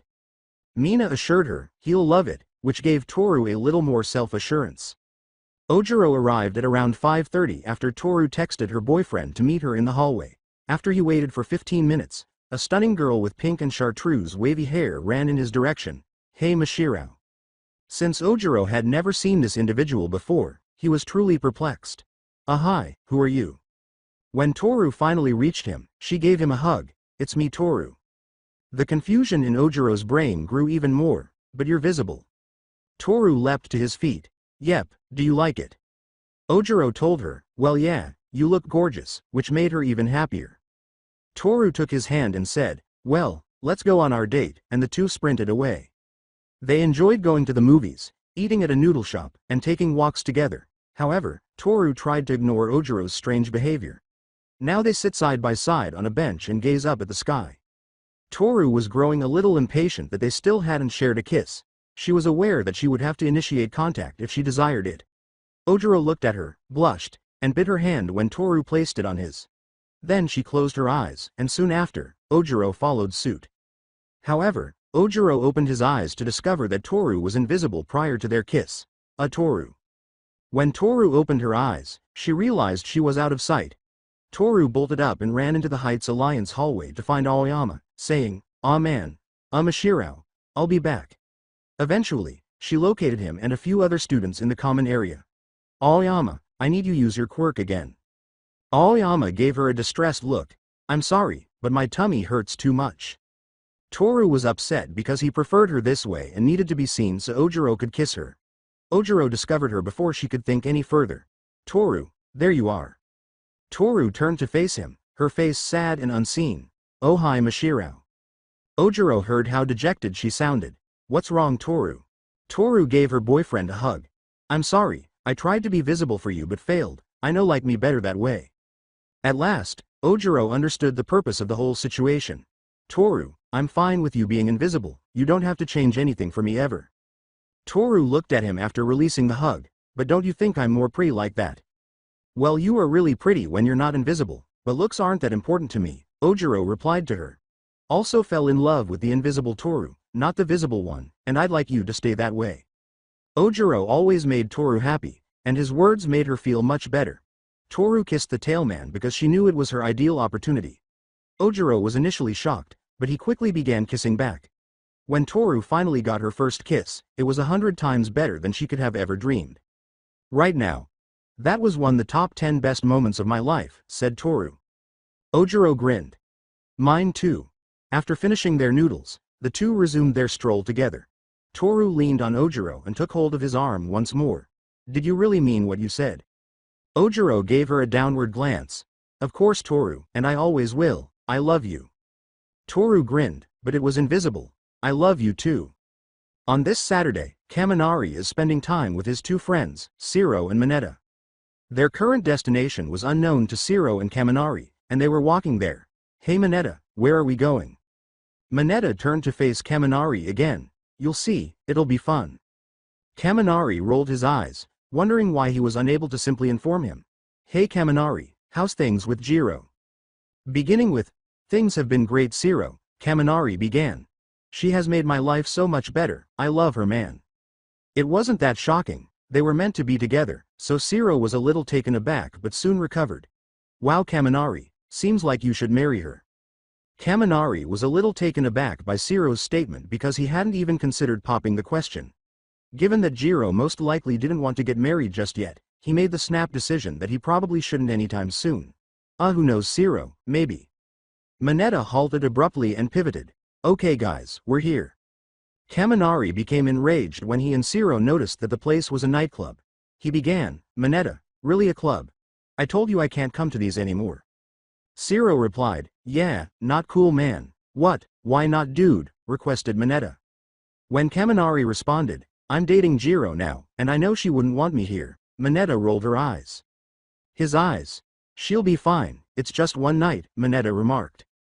"No Mineta, I don't want to do anything that'll risk our relationship," Kaminari replied. "I can't imagine losing her." Mineta said, "Man, I wish I had a girlfriend," with regret. Shiro gave a nod. "Me too. According to Kaminari, I'm sure you'll get one soon Shiro," she said with empathy. Mineta complained, "Hey, why did you just say Shiro? I want one too." Kaminari said to him, "Yeah, but I know that Shiro actually has a chance of getting one," and he sadly nodded. "Hey Kaminari, you never told us how you and Jiro got together," Shiro replied. Kaminari, "Oh yeah, I guess I haven't," said. "Since we're not doing anything, you should tell us now," Shiro replied. Kaminari gave a nod. "Okay sure, I'll tell you guys." 2 years ago Kaminari was talking to Mineta on the phone as he walked to the police station. "So you and your hot girlfriend just broke up?" "You know her name, it's Amy," Kaminari clarified, "and yes we did. But she was so hot, I mean her body was dreamy, it was like Midnight and Mount Lady combined." "Yes she was very pretty, but I just didn't find any enjoyment in the relationship," began Kaminari. "I didn't like being around her, and we didn't have a connection." Mineta simply dismissed the remark, believing Kaminari to be nonsensical. "Whatever, I would have stayed with her."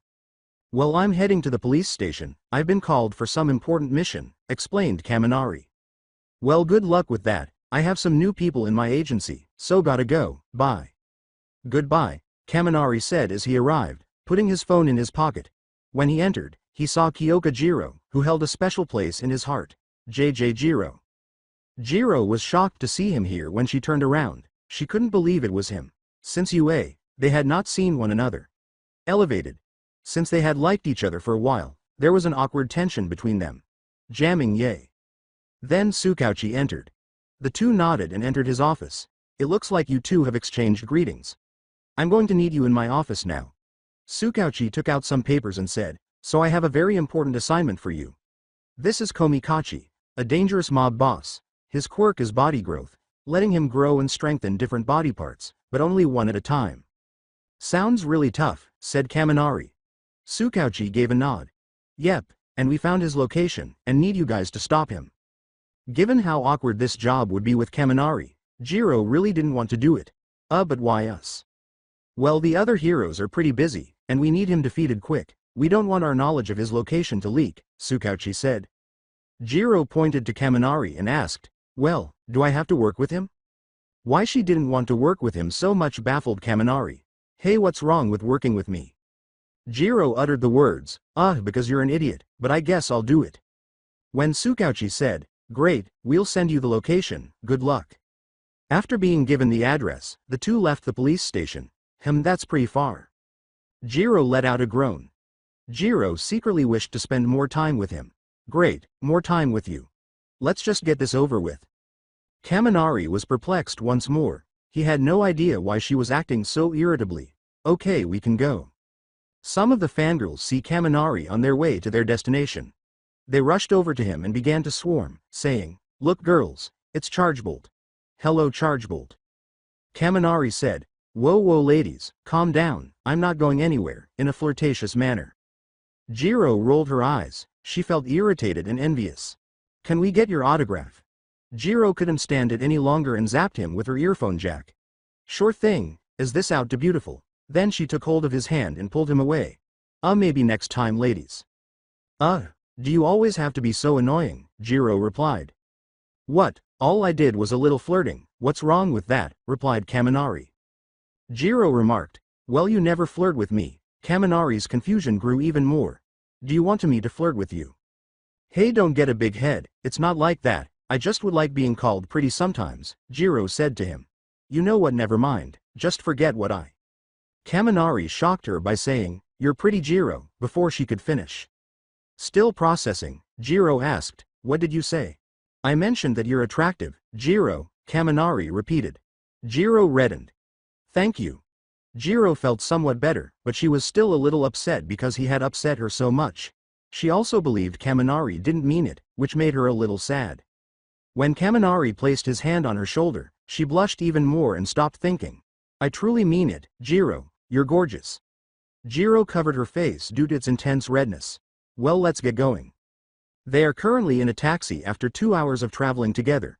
After the incident, Jiro was largely quiet, and Kaminari was growing disinterested. Jiro, I'm bored. Jiro gave an eye roll. Well, can you be bored and quiet? Kaminari came up with a topic of conversation, saying, come on Jiro, let's have some fun. Hey, do you have any new fighting moves? Jiro said, not really, do you have some?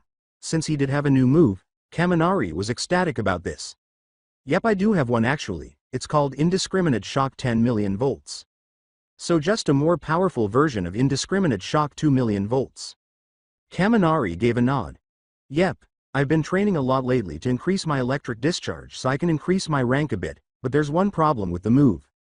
Jiro's face became perplexed. What's the problem? Well, you see, since it uses so much power and electricity, it could end up frying my brain, permanently, Kaminari replied to her. I was with Melissa and Midoriya, and Melissa created this machine that can tell you your max output, and mine would be this move, but she warned me if I did, my brain could be fried forever. His words filled Jiro with distress. She cared for him too much to imagine his brain being permanently burned. Don't ever use that move, Kaminari, I don't want to lose you. Kaminari saw Jiro's concern, but he was unaware of how deeply she cared. He was aware that he needed to comfort her. Okay then, I won't use it. Jiro looked at him anxiously. You promise? Kaminari gave a nod. Yeah, I promise. The entire conversation was overheard by the cabbie. Ah, that was really sweet. Jiro jumped up in surprise, blushing and feeling very ashamed. It's not like that. Yeah, we're just friends, according to Kaminari. Hey, who said we were even that? Jiro interrupted. When the cabbie said, well, this is the place. The two heroes thanked the driver and left him a tip. They noticed two armed guards standing guard outside the building they had to break into. We need a way to defeat those two guards silently, Kaminari. I think I can paralyze them with a small discharge, but I need to get close somehow, Kaminari stated to her. Jiro began to reflect and came up with a concept. Okay, I'll distract, you just try to sneak up on them. With a nod, Kaminari began to move stealthily toward the two men. When they were close, Kaminari gestured to Jiro. Jiro inserted her earphone jack into the ground and began to transmit sound, creating the impression of an earthquake. The ground trembled as the two men looked down, and Kaminari paralyzed them. Jiro approached Kaminari and the two motionless men. Good job. Kaminari grinned. You too. Jiro then turned to see if anyone else needed to be knocked out. Kaminari nodded and the two hurried inside, saying, looks like we got everyone outside, let's go in. Jiro plugged her earphones into the wall once she was inside so she could hear everything that was happening. As she was doing this, Kaminari approached Jiro and pinned her to the wall, turning her face red. So what do you hear, Jiro? Jiro forced herself to speak even though she was so agitated that she could hardly speak. Oh well, I can hear the mob boss, but it seems like he doesn't know we're here. After grinning, Kaminari became a little agitated after realizing how close the two were. Then he closed his eyes, studied Jiro's lovely face, and began to bridge the distance between them. Jiro was quite perplexed. Jiro asked, is he trying to kiss me? Because she had been wanting to kiss him for some time. Unfortunately, Jiro's ear was hurt by the mob boss's yelling, which prevented them from sharing a kiss. Red-faced, Kaminari backed up from Jiro. Well, let's go stop him. Yeah, he should be this way, Jiro remarked, his face just as red. Jiro was feeling better, but the ride to the mob boss was rather awkward. Regretfully, Kaminari had to spoil it. Hey Jiro, guess what? Jiro paused and turned around. What? I might have a new girlfriend that I found on this dating app, Kaminari stated.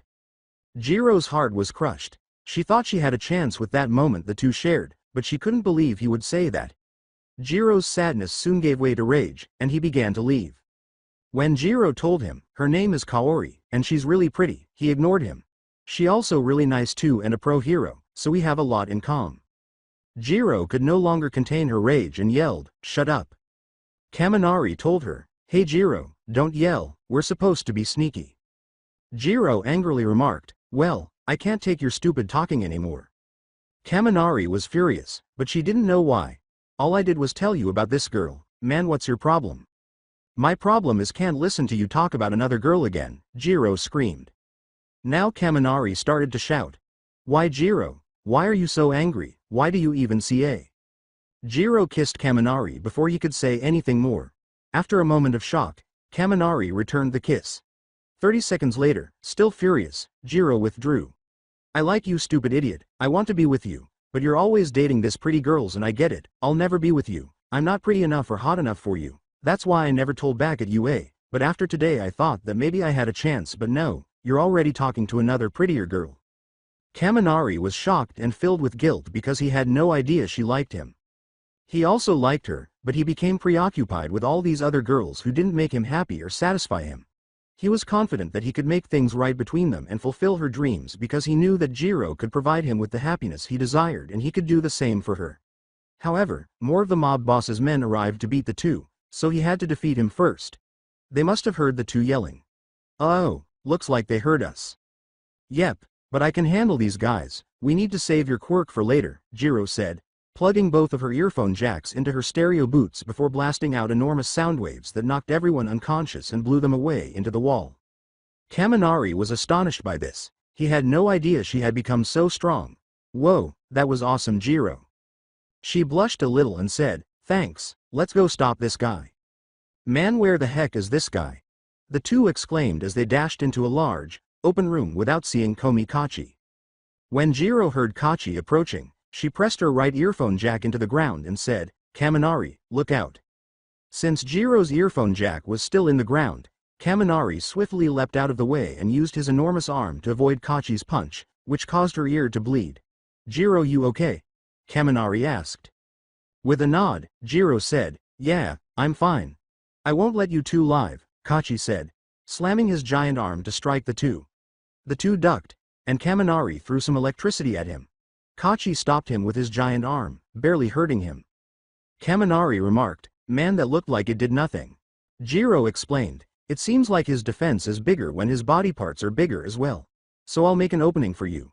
Jiro plugged her earphone jack into her amplifier jack and sent sound waves that blew Kachi away and knocked him off balance. "Okay now Kaminari, now." "Okay, indiscriminate shock 1.3 million volts, Kaminari says, hitting Kachi with a barrage of electricity. With his new training, Kaminari can use this final move more often without his brain burning up. That should be it. Kachi, however, gets up with ease and appears to be in little danger. What th? Kaminari is punched and thrown against the wall. Kaminari. After avoiding a blow from Kachi, Jiro plugged her earphones into her amplifier and emitted sound waves, but they were only temporary. Kachi then struck her in the stomach, causing her to barely move from her position as he approached her, shrinking his arm and growing his leg in preparation for stepping on her. But before he could, Kaminari arrived and stopped the attack for her, releasing electricity as he did so, sending Kachi reeling back, before turning around and helping her up. "You okay, Jiro?" He was informed by Jiro, "Yeah, I should be fine, my stomach just hurts."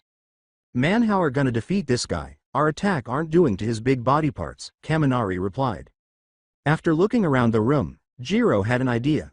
"Okay, I have a plan, but I'll need you to bring him to that location right there." She indicated the corner of the room where sewage pipes were located on the wall. Kaminari nodded and tried to get Kachi to come over there. Jiro ran over there and plugged her earphone jack into the pipe. When Kachi finally arrived, Jiro broke the pipe with her earphone jack. "Huh, you think a little water will stop me?" Kachi said as water poured out and got on him. "Nope, but it will multiply the power of electricity, Kaminari now." Jiro rushed aside as Kaminari used indiscriminate shock 2 million volts, a powerful move that knocked Kachi unconscious but fried his brain. "We did it, jamming, yay." She laughed when she saw that his brain was fried. "Great job defeating the mob boss Kachi, you two," Tsukauchi said, and an hour later Kaminari is back to normal while Kachi is being arrested. "Thank you," both of them offered. "I really mean, you two make a great team." Jiro grinned at his words, but she soon became depressed because it was unlikely to come to pass, and she sadly left the two men. Still needing to tell her, Kaminari said, "I'm going to go check on her."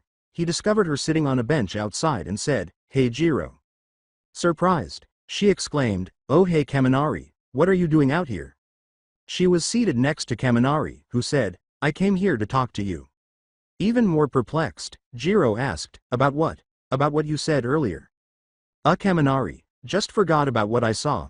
Before Jiro could finish, Kaminari planted a kiss on her, and this time she was shocked but eventually melted into the kiss.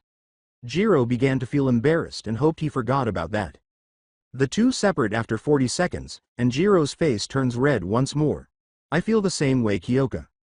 Why she was chosen over all the other girls was unbelievable to Jiro. "Really?"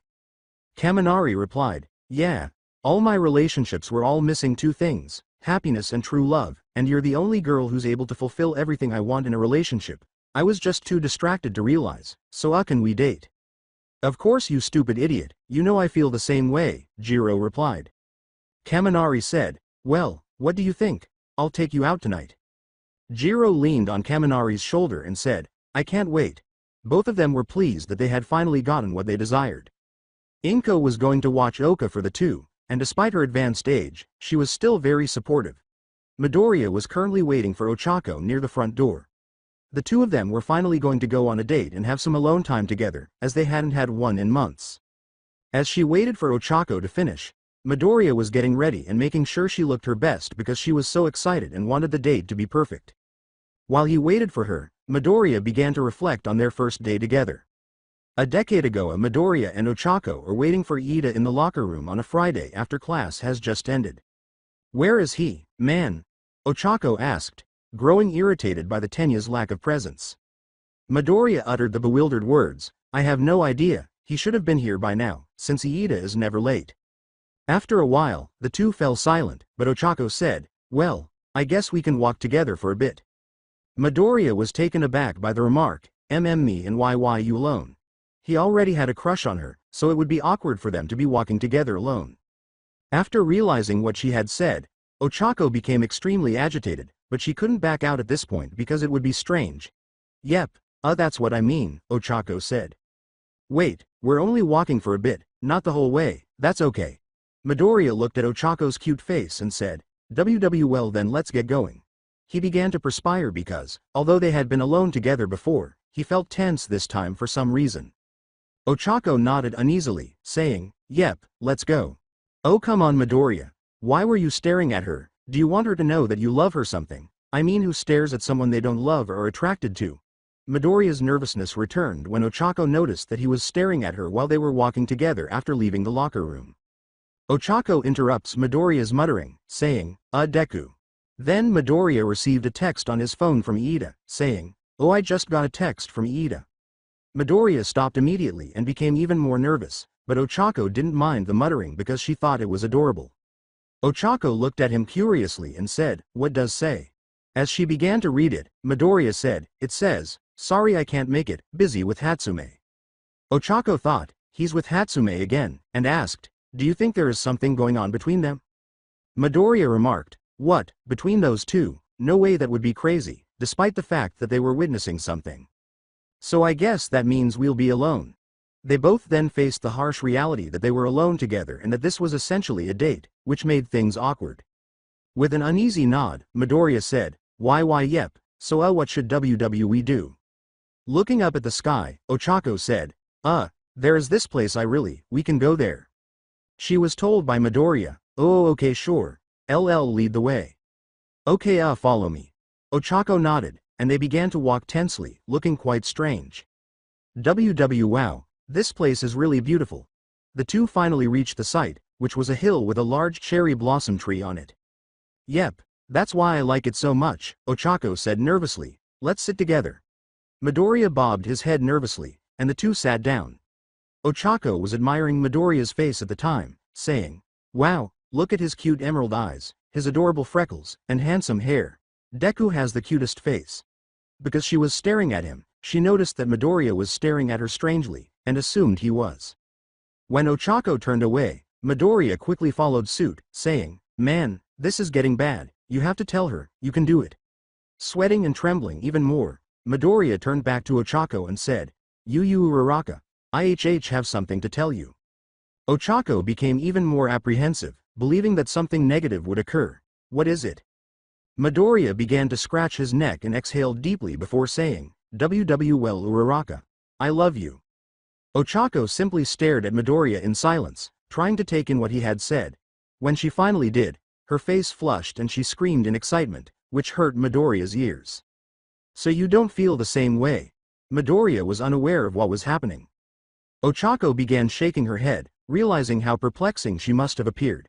No it's not that, it's... Midoriya, overcome with nervousness, said, I love you too. Ochako nodded merrily, so if I love you, and you love me, does that mean we're a couple? Midoriya jumped back in fear at her loudness, but that soon changed to joy. Ochako gave a second nod. You know Deku, for someone with amazing analytical skills, you sure are slow here. Sorry, I just can't believe we're together, I'm so happy, said Midoriya. Me too. Ochako gave him a hug before turning to face the boy with the broccoli-colored hair. So since we're together, do you want to, kiss? She asked. Kiss. If you're not ready, Ochako informed him, we don't have to. Despite her extreme nervousness, Midoriya finally consented to kiss, saying, no, I am ready, let's do it. After 20 seconds, Ochako placed her hands on her face, activated her quirk, and began to float away, ending the kiss. Midoriya's fear returned, but he ignored it and closed his eyes as well. The two began to move closer to one another, and their lips touched. Midoriya's anxiety vanished as the kiss began, to be replaced by joy. Oh Uraraka, I got you. Midoriya jumped in the air, grabbed her leg, and tried to pull her down after noticing her. Ochako blushed in shame after realizing what had happened. Sorry Deku, I guess that kiss was too much for me. It was really good though, Ochako, Midoriya assured her, adding, it's okay, I understand. After grinning, Ochako said, Yeah, it was amazing, and definitely worth the wait. Yeah, it was, Midoriya replied, and Ochako embraced him before they sat down. After 2 years. Ochako and Midoriya have been dating for 2 years, and they have a wonderful relationship as so great, in fact, that Midoriya wants to advance their relationship. Midoriya is waiting for her to arrive at the location where they first met in order to pop the question. She is currently out fighting crime, so he receives a call from a significant other that says, "Oh hello All Might." All Might said, "Hello, young Midoriya. How is the proposal going?"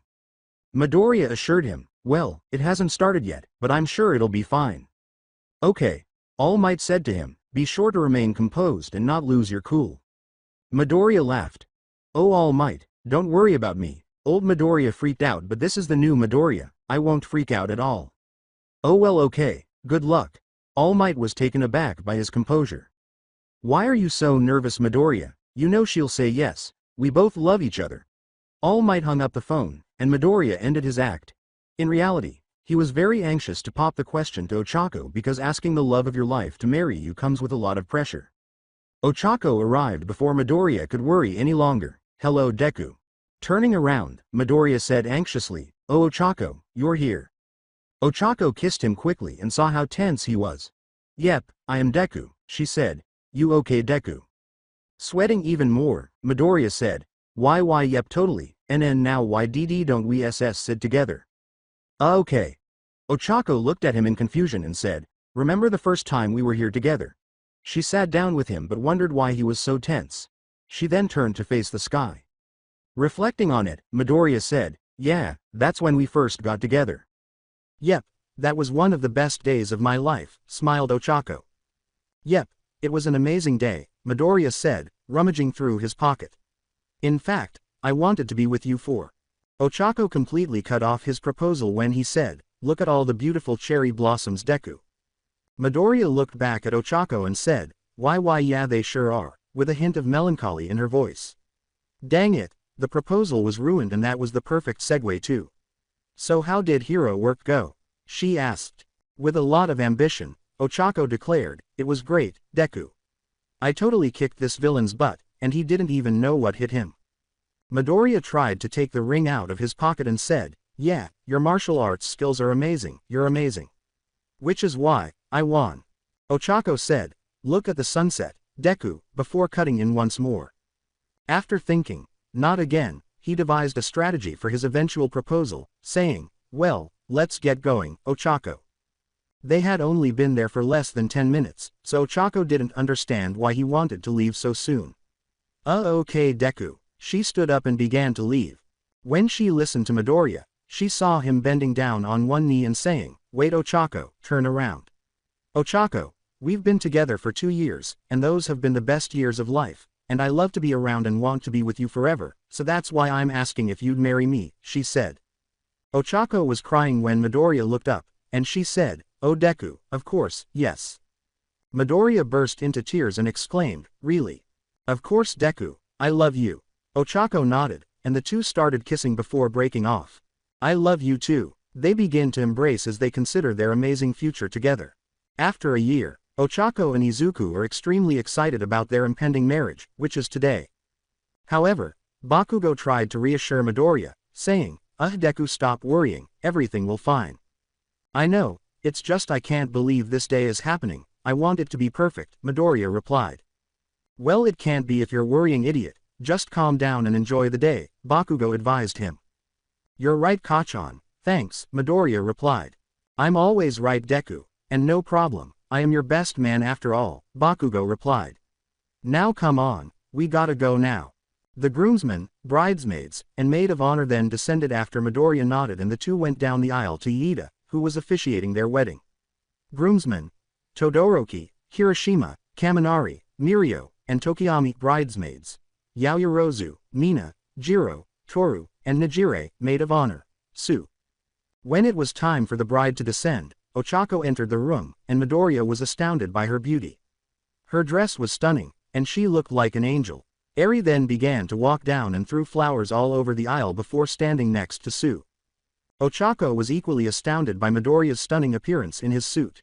Iida eventually got there and began Dear family and friends, we are gathered here today to celebrate the union of Ochako and Izuku. In the years that they've been together, their love for each other has grown even bigger, shaping them into the amazing couple you see today, and now they're ready to spend life together forever as husband and wife. Iida stopped. Now marriage is hard commitment. You'll need trust, determination for each other, good communication, and true strong love for the other, but I know you to have that. Now please read your vows. Ochako said. Deku, may I go first? Nodding, Midoriya said, sure thing, Ochako. Deku, when I first met you, I honestly thought you were pretty forgettable, but after spending more time with you, I realized that you're not that at all. You're smart, strong, you're always there for me, and you never give up no matter what. You're incredible, Deku, Ochako began. And that's why I promise to be all those things for you in this marriage. I'll try to be as smart as I can for you, I'll be strong for you, I will always be there for you, always, and I'll never give up on you ever, no matter what, because I know you'd do the same for me. Okay, my turn, Ochako. I've mostly had one main goal, and that was to be the best hero I could be, but after meeting you and falling in love with you, a new goal was created, Midoriya began, shedding tears as she spoke because her vows were so beautiful, but he wiped them away. And that goal is to make you happy, no matter the cost, so I'll work the hardest to complete it. I won't only be the world's #1 hero, but yours personally too, and I'll save you from sadness, fear, and pain. Ochako started crying uncontrollably, and soon after, Midoriya did too, but they both wiped away their tears and said, okay, can we have the rings please? Sosaki said to Kota, remember, take these rings to Deku, okay? Kota said, okay, I'll do it, and he carried the 2 rings down the aisle, gave them to Iida, and then stood beside the groomsmen. Thank you, Kota, Iida replied to the 2. Okay, do you, Izuku, take Ochako to be your wife, to have and to hold from this day forward, for better or for worse, for richer or poor, in sickness and health, to love and to cherish, from this day forward until death do you part. With a nod, Midoriya said, I do. Do you, Ochako, take Izuku to be your husband, to have and to hold from this day forward, for better or for worse, for richer or poor, in sickness and health, to love and to cherish, from this day forward until death do you part. I do. Ochako nodded. Iida handed them a ring and said, okay, now we'll exchange rings. The ring was placed on Midoriya's finger. Ochako, I give you this ring as a symbol of my love, she said. After saying, Deku, I give you this ring as a symbol of my love for you, Ochako puts the ring on his finger. By the power invested in me by the country of Japan, I now pronounce you husband and wife, Iida said. You may kiss the bride. Ochako and Midoriya exchanged a quick, tender kiss. Izuku and Ochako Midoriya are here for you, friends and family. Everyone applauded when Iida made the announcement. Oh young Midoriya, you have grown so much, you're married now. All Might started to cry, louder than the other girls. Although Bakugo rolled his eyes at everyone's exaggeration, he was actually pleased for his friend. Mina said, okay, let's start the party now everyone. When Kirishima said, yeah, I'm ready to eat. As a result, everyone was seated and consuming the prepared food. Bakugo said, oh yeah, finally they brought out the beer, yeah, and he took a sip. Bakubro, I don't think you should drink any, warned Kirishima. You know you can't stop once you have one. Bakugo shouted, shut up dumb hair and let me drink, while downing a beer. Kirishima uttered, I just hope nothing happens. With his glass in hand, Todoroki rose from his chair and said, all right, let me say a toa. Bakugo's yell, shut up icy hot and sit your butt down, worried Kirishima even more. I'm Deku best man, so I should do the toast. Bakugo got up, and Todoroki sat down. Bakugo threw Kirishima against the wall with his explosion, saying, Bakubro, I really think this is a bad id. I should have just stopped him. So, Deku, it took you long enough to marry Round Cheeks, and I was sick of your corny romance in the United States. Shota interrupted Bakugo by putting his capturing gear over his mouth. Hi, but you're finally out of that stupid phase and you can be happy with Round Cheeks, and I bet now you're going to be doing something with her off. Thank you, said Midoriya. Eri said, Mommy, what was Bakugo going to say? Emi informed her, it was nothing dear. Everyone began to applaud Todoroki's fantastic toast as he got back up and said, well, I suppose I'll make the toast then. I've known Midoriya for a while and we're really good friends and he's been a lot happier when he's with Ochako, and I see real love between them and I hope they continue that love for many years to come. Struggling to break free, Bakugo questioned, what did he get to finish his? It's time to dance now that everyone has finished their meal. Everyone responded in the affirmative when Present Mike asked, are you ready to get started? Then let's start the music. Everyone started dancing as soon as the music started, including Yida and Mei performing the robot, All Might showcasing his plus ultra skills, and Eri dancing with Shota, while he stood there looking somewhat ashamed. So you're really pregnant, Sue? Toru was over with Sue and Tokiyami, talking about something very important. Yep, Ribbit, about 4 months now, revealed Sue to her. Oh, that's just wonderful, Toru replied. Me and Ojiro have been wanting some of our own, and they sound easy enough to take care. Well, trust me, they're not. When I watched my siblings it was very hard, Ribbit, Sue replied. So be prepared if you do. Wait, if you're pregnant, that means you'll have bigger. Tokiyami yelled. Don't even finish that sentence, Mineta, which caused the great boy to leave without saying anything. Hey Mina. Hiroshima walked over to check on her after noticing that Mina was still sitting and not dancing, which is really odd for her, especially given her dance moves. Oh hey Kirishima, where's Bakugo? Mina asked, glancing at him. Well, let's just say the alcohol has had an effect on him. The toilet was where Bakugo was throwing up at the moment. This is Round Cheek's thing, not mine. Mina laughed and said, that makes sense. Her mood returned to melancholy. Hey, Mina, what's wrong? Kirishima said. Well, it's just, I have nobody to dance with, Mina replied. Kirishima said, so, why don't we dance together? Mina's face turned pinker still, she was still infatuated with him. Us dance. Kirishima nodded and said, yep, what do you say? Kirishima interpreted this as his chance to finally start dating her. Sure thing, let's do it. Kirishima grinned excitedly as the two took to the dance floor, despite Mina's slight nervousness. Hey Jiro. Kaminari had just approached Jiro to speak with her. When Jiro said, oh hey jamming yay, what do you want? Well, my date for this thing totally ignored me, said Kaminari. So I was wondering if we could dance together. Jiro blushed a little and said, you want to dance with me? Yeah, it's nothing special, just us dancing together as friends, according to Kaminari. For a moment, Jiro believed he truly liked her, so she was saddened to learn that he had simply friend-zoned her. Oh whatever jamming yay, let's go. Though he wasn't entirely sure why, Kaminari was now very ambitious and wanted to dance with her. Yaoyorozu approached Todoroki, who was still seated at the table with the other two. Yaoyorozu. Yaoyorozu said, hello Todoroki, why aren't you dancing? Todoroki remarked, well it's just kinda silly to me. Although Todoroki didn't personally understand the appeal, he did admire Yaoyorozu's aspirations. What Todoroki? Dance isn't silly, dance is a way for a person to embrace and express their personality, for family and friends to unite and move their bodies with fun, Todoroki said. Todoroki remarked, well, if it's that great, I guess we can dance. Gleeful, Yaoyorozu said, yeah, that's the spirit. She still liked the icy boy and wanted to dance with him. There's a demon, where? Yaoyorozu, oh nothing, let's just hit the dance floor, said. Is it a villain, and why? Todoroki thought. Momo took his hand and said, oh just come on, which caused him to blush a little before they began dancing. When Midoriya finally found Ochako, who she had been searching for to dance with, the song changes to one that is much slower and ideal for slow dancing, and the two run to each other. As if everyone else had vanished and it were just the two of them, they take each other's hands and begin a slow dance, locking eyes the whole time and losing themselves in each other's love. Ochako studied Midoriya's face, his handsome hair, his emerald eyes, and his cute freckles. Midoriya followed suit, admiring Ochako's stunning eyes, charming rosy cheeks, and stunning hair. After closing their eyes and examining each other's lip, the two finally make eye contact and plant a kiss.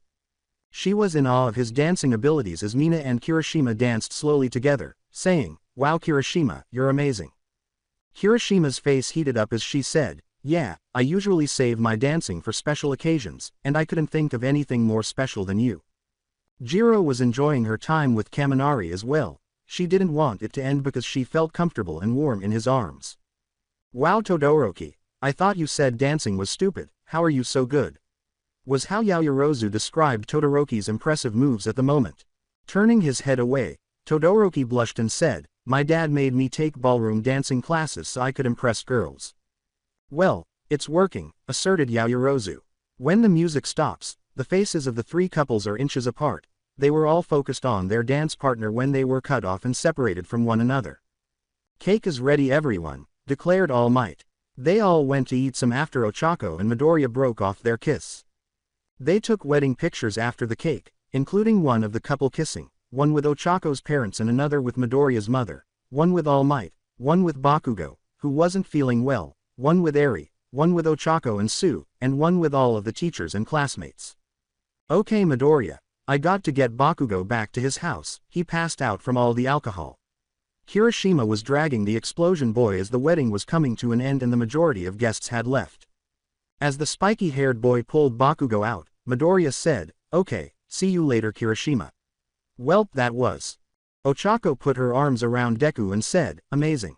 Best day of my life, Deku, I love you so much." After saying, "And I will always too," they kissed passionately, knowing they would be together forever. Current time. After thinking back on all of those memories, particularly the last one, which was one of the most significant times in his life, Midoriya began to cry. He wiped away his tears as he heard Ochako descend the stairs.